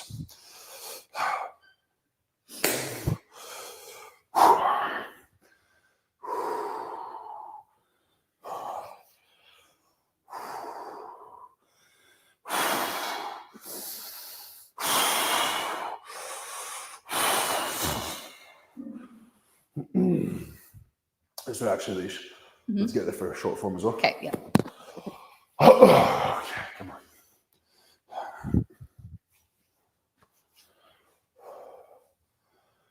You ready? Yeah. Okay.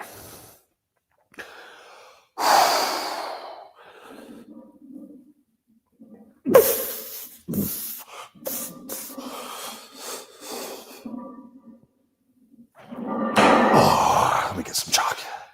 Not enough chalk.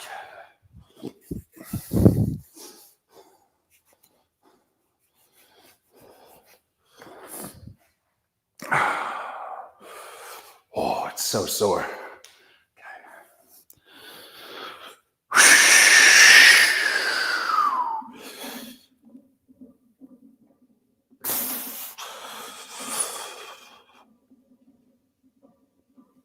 I can't sink it into my hands like I normally do.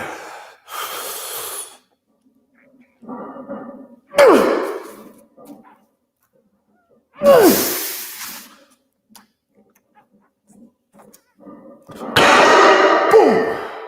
Fuck yeah. That is huge. I held that in my fingers, not in my palm like I normally do. That is phenomenal. We have had some comments about the trap bar. Someone was wondering if it's safer than the regular bar. Ricky Bobby's asking, glad to see you using the trap bar. I thought you weren't a fan. What changed? So, not sure if you want to talk about the trap bar at all. Yeah, I think people are misinterpreting why I'm using it. I'm using it because we have frame carry at the Arnold. And so this is effectively a frame carry in terms of a side hold. My sister's really pumped about something. Which is a side hold, frame carry. This is as close as I can get. You can come in. Come on in, Cassie. Your size, like these are the new ones. Oh, cool. Do you want to show them? There you go. Cassie has a new product release. Hello. Hi, everyone. I'm Cassie. Cassie Ross, previously Cassie Hooper. I run LHBK, but these are a new product. They all just arrived. Lower, yeah. You can see Down, lower, LHBK. Yeah. And then you can put your patches on there. So yeah, they just arrived. Come on. Here, this is how you do it. This is so. Hi, I'm Mitchell Hooper with LHBK, and this is our brand new duffel fanny pack. You can get this in a non-chalked up version when you come visit our booth at the Arnold. It has a beautiful LHBK band, and it comes with every purchase comes with a baby. Hey, we're gonna give you away. You're gonna have the bag, and we're gonna put you in it. And people are gonna pay lots of money, and then dads can buy lots of new gym gear. Those doors are cool. Yeah, in fact. I would love to show the garage doors to the live stream. Mm-hmm. Is it possible? Probably not, because we can't take the camera off, can we? But I can unplug my laptop Yeah. and we can go to laptop. Let's do it. Yeah. I don't know how to undo it.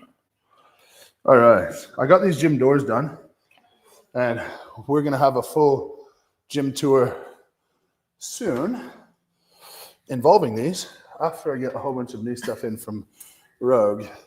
But here are the new doors to my gym. It's got LHBK and the Moose. So I think it is awesome, personally. Peyton likes it Peyton too. likes it too. So, and to give you guys a little bit more of the home gym, there is where you've been watching, squat rack. This is the tallest cable system of all time. So tall that I have 9.5-foot ceilings. And I'll show you in a second. I still can't get that without drywall. So the reason it's black is because the 1/4 inch or whatever drywall was too thick to be able to fit that in 9.5-foot ceilings. And then the bits that you can't see, I've got jerk blocks, a bike, dumbbells. All my trophies are going to be on shelving up above that mirror, and treadmill, TV. And that's that. I actually love, and this is where people like think that there's something special going on, but really I'm generally ordinary. I love coming down to do my mobility recovery sessions and like throwing on Step Brothers or Talladega Nights or whatever. Thank you. To give context of how tall this thing is, like Rogue, I get it. It's full on. Like, I totally understand. Make it durable and huge.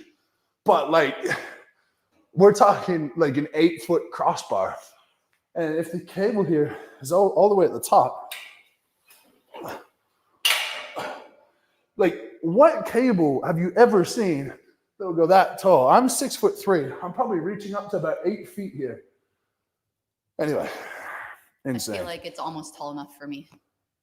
Almost tall enough for you. Yeah. Okay, last thing is conditioning. This is going to be an unfortunate circumstance. I'll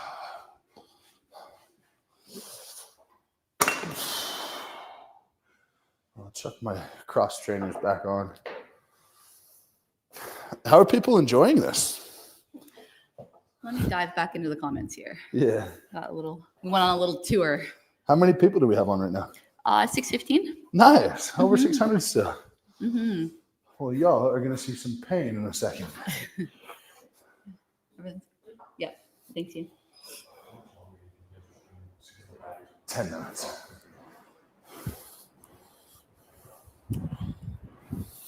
Okay, I'm going to find... Okay, so we have a super chat here from Turtle Hubby.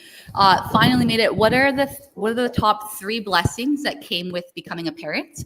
And what would you say to couples who are considering / undecided on it? Great question. The best lessons. What was it? How do you phrase it? What are the top 3 blessings that came with becoming a parent? Blessings. And what would you say to couples who are considering or undecided? Okay, well, let's just eliminate the obvious blessing of just like having another human life. That's amazing. I'd say one is you really don't have a project with your spouse as pivotal as raising a child. And so having something, and it does drive you apart at times more than it brings you together in the short term. But having something that you have to work together so intimately on in so many ways, of like they have to be considered at every turn and financially accounted for, all of that. That's a major blessing in terms of long-term fulfillment. Another one is I realized over the past month that I'm not self-conscious about anything anymore. Like there's lots that I want to improve about myself for sure, but I'm not self-conscious about it. You could sort of point anything out to me or about me and that's fine. I don't care. And I would have been very self-conscious in the past. And I think that's because there's just ultimately something that will forever be more important than whatever's going on in my life. And you really don't have that feeling of selflessness until you have a child. For example, we were at Disney, and before I would have loved all of the roller coasters, and I still do, and it's still fun. But if I had the choice between going on a roller coaster and going on a like kids ride with lots of like lights and noises and stuff, I would 10 times out of 10 prefer to go on those rides with her and see her happy. And so that's been a huge one. And the third, like back to marriage, it's say Ash and I were going on a date night tonight, and that holds so much more reverence to me. It's so much more special when you really have to figure out how you're going to do it and when you're going to do it and who's going to watch the baby and on and on. And then like you have this really nice, intimate time just for the two of you to be able to spend time together, where before a baby, you can just choose to do that whenever. And I think it's very easy to take that for granted. Generally, people who are on the fence about having kids, I can't relate, because ever since I was a teenager, I wanted to have a kid and be a dad, and that's all I wanted to do. Well, that's a large part of what I wanted to do. And I would say that people are too fixated on being happy these days, and happiness is like the short-term gratification, and taking care of yourself is often this short-term gratification. And having a kid and getting married is not great for your happiness by definition, but joy and fulfillment is so much more precious than being happy. And so the trials and tribulations, it's all towards living a more fulfilling life and a more joyous life. And it might not necessarily make you happy to lose some sleep and to see your partner suffer and all of the difficulties that come with having a kid. But ultimately, I think we should strive to be fulfilled, not happy. Because if I just wanted to be happy, like I would do lots of drugs all the time, and I would not exercise, and I would not compete, and I would probably not have much of a job, and I'd play lots of video games, and on and on and on. And you just end up being this person that is not admirable and one you don't want to be. So delayed gratification is a massive one, but that's what I would say. Stop looking to be happy, look to be fulfilled, and look to have joy, not happiness. And if that's your perspective on life, it's pretty inarguable that a child adds to that joy in droves. Okay, as much as I want to put this off, is there any super chats before I get kicking? Yeah, we have a couple here. Okay, fire away. Okay, so this one is Actually, let's do this. Yeah. I'm going to do 20 cows, then I'll answer one, then I'll do 20. Okay. I got 5 sets of 20. Okay.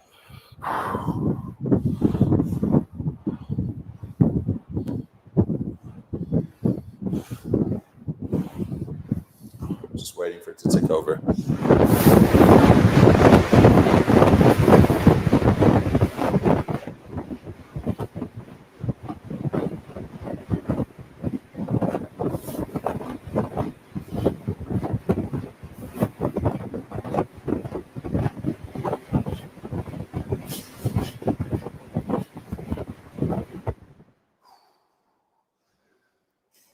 All right. 4 to go.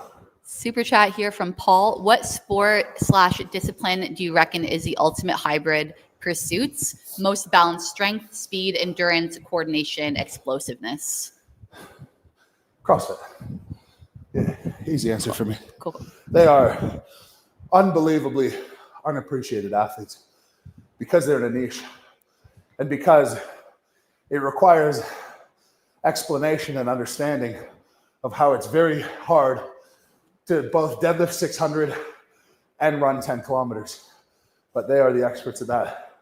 I have so much reverence for what those guys and girls are able to do. Okay. And another one here from Matthew Talon. Did you want to do a set first? No, that's okay. No, you're good. Are you ever going to come back to Edmonton? Meet you at the meet and greet and your seminar. Also, my friend got you to sign a Bible. LOL. All right. So Back to Edmonton. I've no imminent plans. And if I'm being honest, Edmonton,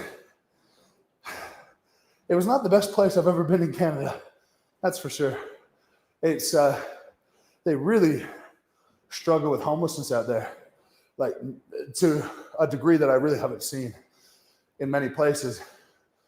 And yeah, so I don't think I got the best impression and experience based on where I was and the things that we saw. I'm sure it could be redeemed. I'd love to go to an Oilers game, watch Connor McDavid do his thing. But yeah, if an opportunity presents itself out there, I'll travel anywhere, but no imminent opportunities there at the moment. okay. You're looking at me like I'm supposed to go. I don't know if you want to go What are you, again. my coach? All right. 47 to 67.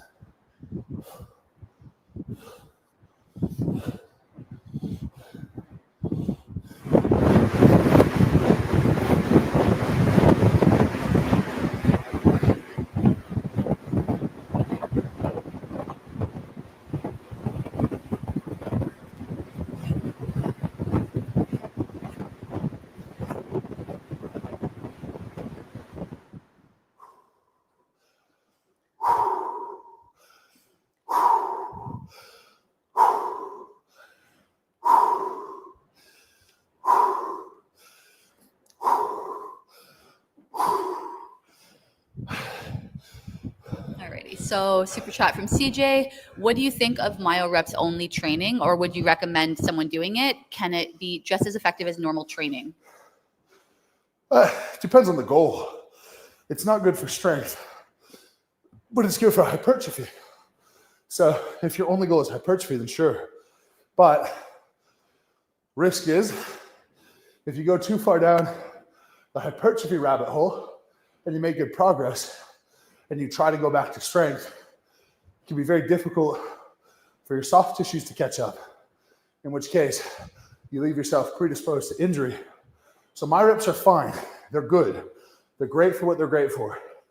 But if you want to go back to the strength world at any stage, I would make sure you keep in some degree of regular sets and heavier work to a moderate degree. A heavy set of 5, a heavy set of 8, stuff like that.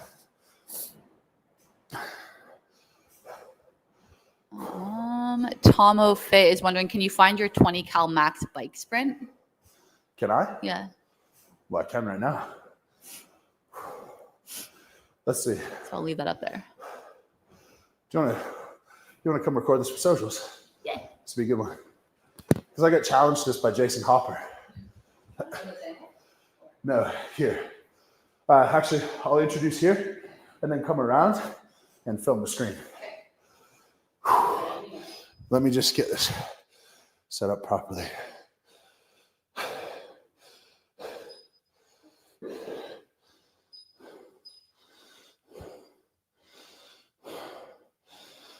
Okay.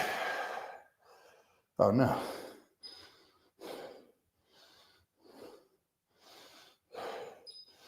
Sorry, I don't know how to use this.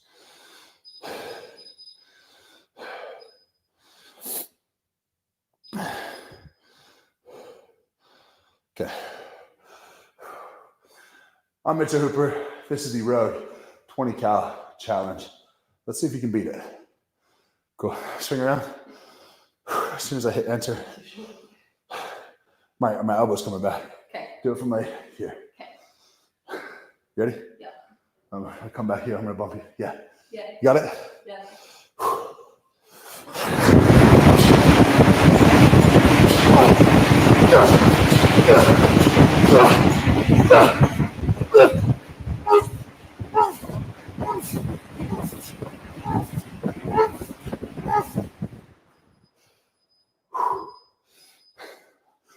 There you go. 14 seconds. Max out at 1900 watts. I actually don't know how good that is.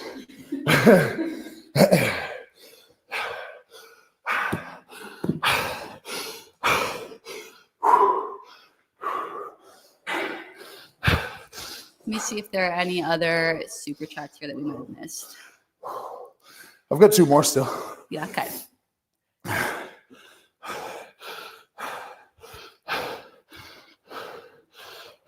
So one from Carl, how would you train your future son if he's you?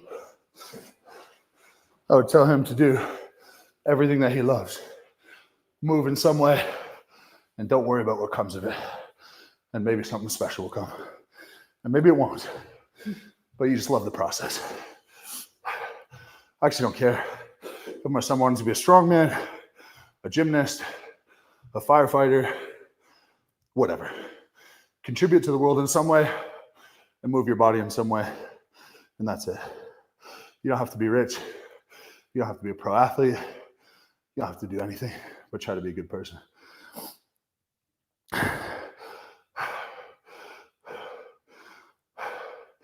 Look up the record.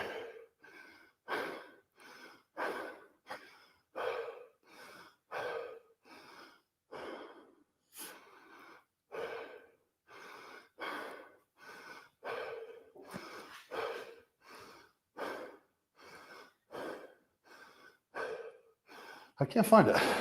Looks like 30. It's a big one. So it says 30 cals on the Echo Bike in 29 seconds is really good. That was like an iconic performance. But I was 20 and 14, so I'd have been 30 in about 18 because you're already up to speed.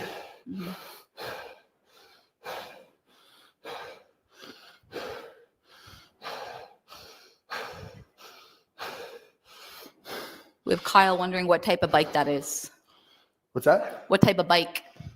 Rogue Echo bike, aka the worst thing you'll ever buy and the best thing you'll do for your aerobic fitness.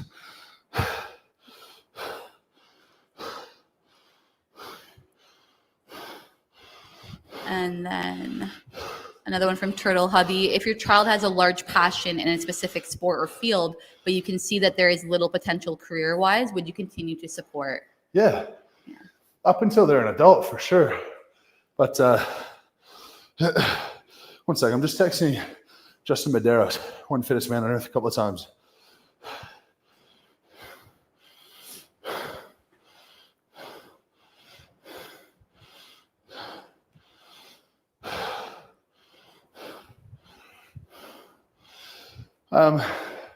Because making money in something, it doesn't matter. Like, I enjoyed the gym less since it became a job to me. I still love it. It's still the best part of my day. I'm still super thankful to be able to do it, to be healthy enough and have the resources to be able to, especially in my basement. But I would have more fun if I was just doing some local car park shows, hanging with my friends, and that's it. And then there's also the element where, let's say like rowing, you're not going to make money. Shot put, you're not going to make money.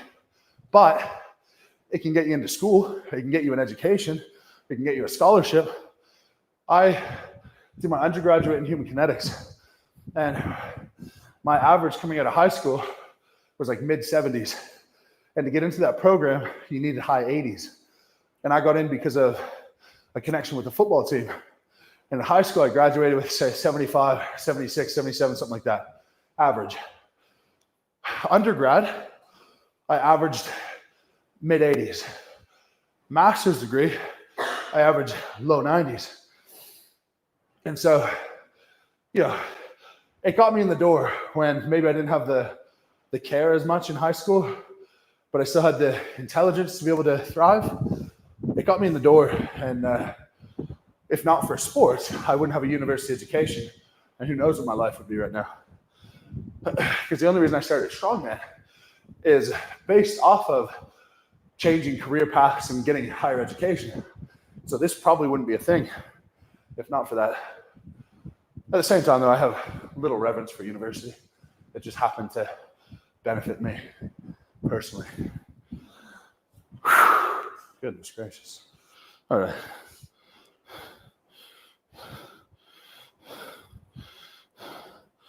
I'm trying to find the 20 cal Echo bike record.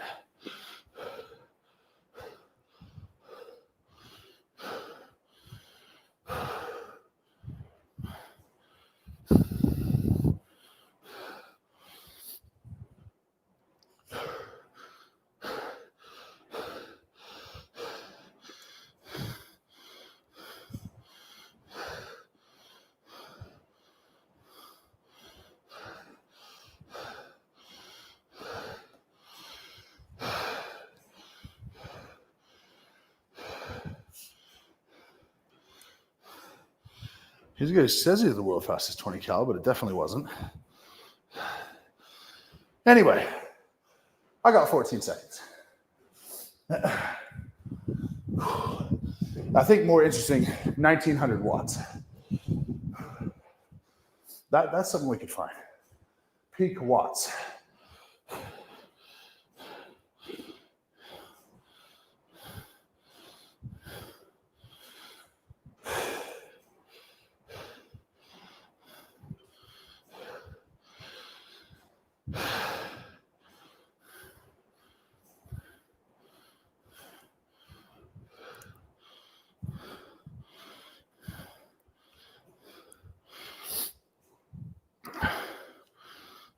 Tomo Fit would like you to know that he got 13 seconds. On 20 cal? I believe so, yeah. Sure. He was the one who asked. 13.9.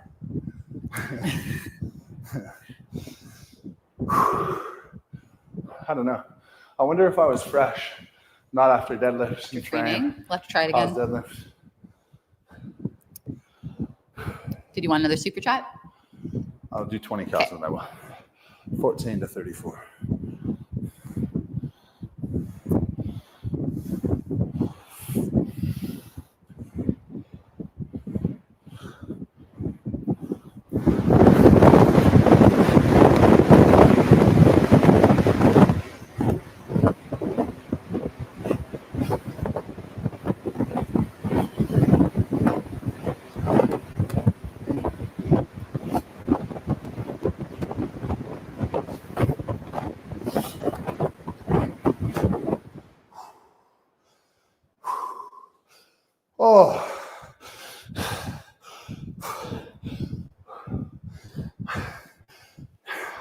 I'm burnt after that. Max effort.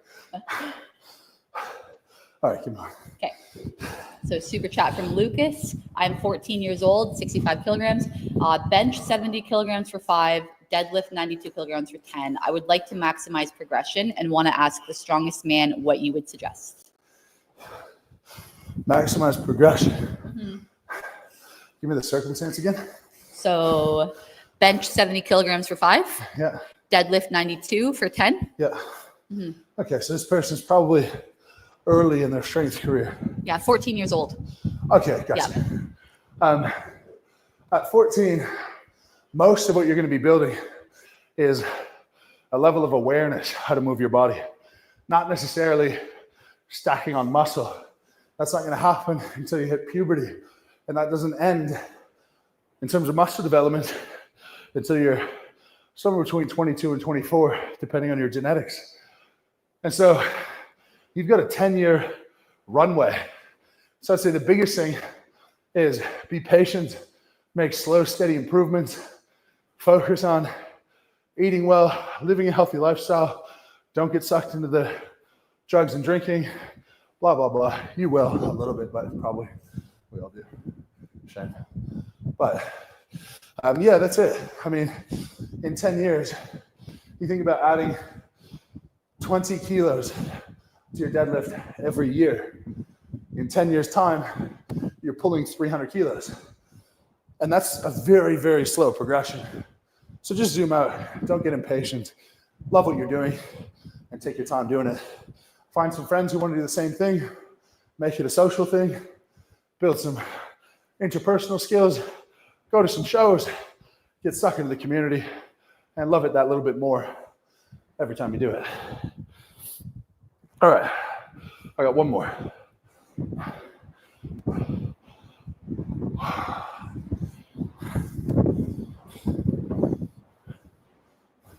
I wonder if that dude actually got 13 or if he's just trolling. He's probably trolling. He did say that he had a video somewhere, I think. Gets lost in the comments a bit. That's right. That's right. Maybe he did. Maybe he's a legend. Maybe.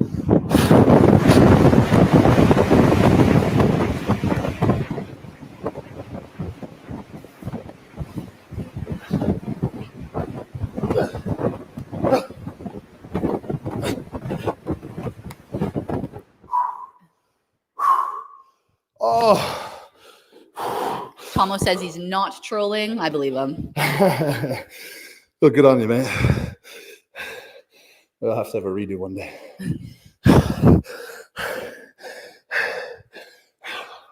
I feel like if I had a bike that was pedals had a larger diameter, like the pedal was longer and the wind resistance was higher, I feel like I'd be way faster. But it feels like it's faster than I can keep up with. Yeah, there's quite a bit of wind on this side of it. Yeah. When you get going. All right. Any other super chats? Yeah, we just have a couple left. So this one just came in from J Mart. You are known to be meticulously aware of chalk. Is this an indication of grip weakness or more for enduring longer grip events? Best of luck. It's mostly because it makes you better. Like, I don't understand why everyone doesn't cover themselves with chalk every event. It's not like we're paying for it. And a little bit extra chalk can go a long way to improving your grip strength. Like, even if you said, I have the event in the bag, no problem. Well, why not make it easier on yourself? Mm-hmm. And same thing with putting it along the course. You know, it's just a worst case scenario. If something happens, it's going to take me less time to go to the chalk that I place down than it will to go to the chalk in the chalk bowl. So if I save 4 seconds because I put chalk beside me, that could be a couple of points. That could be a show. That could be someone's entire year's salary that I'm winning or losing based on something that simple. So I don't understand why everyone doesn't do it. And then there's just 2 super chats left. One of them is, I see the pull-up bar behind you. How many pull-ups or chin-ups can you do? I know we kind of talked about that earlier, but. Yeah. I could probably do 10 overhand and probably more underhand, probably 13 to 16-ish. But gotta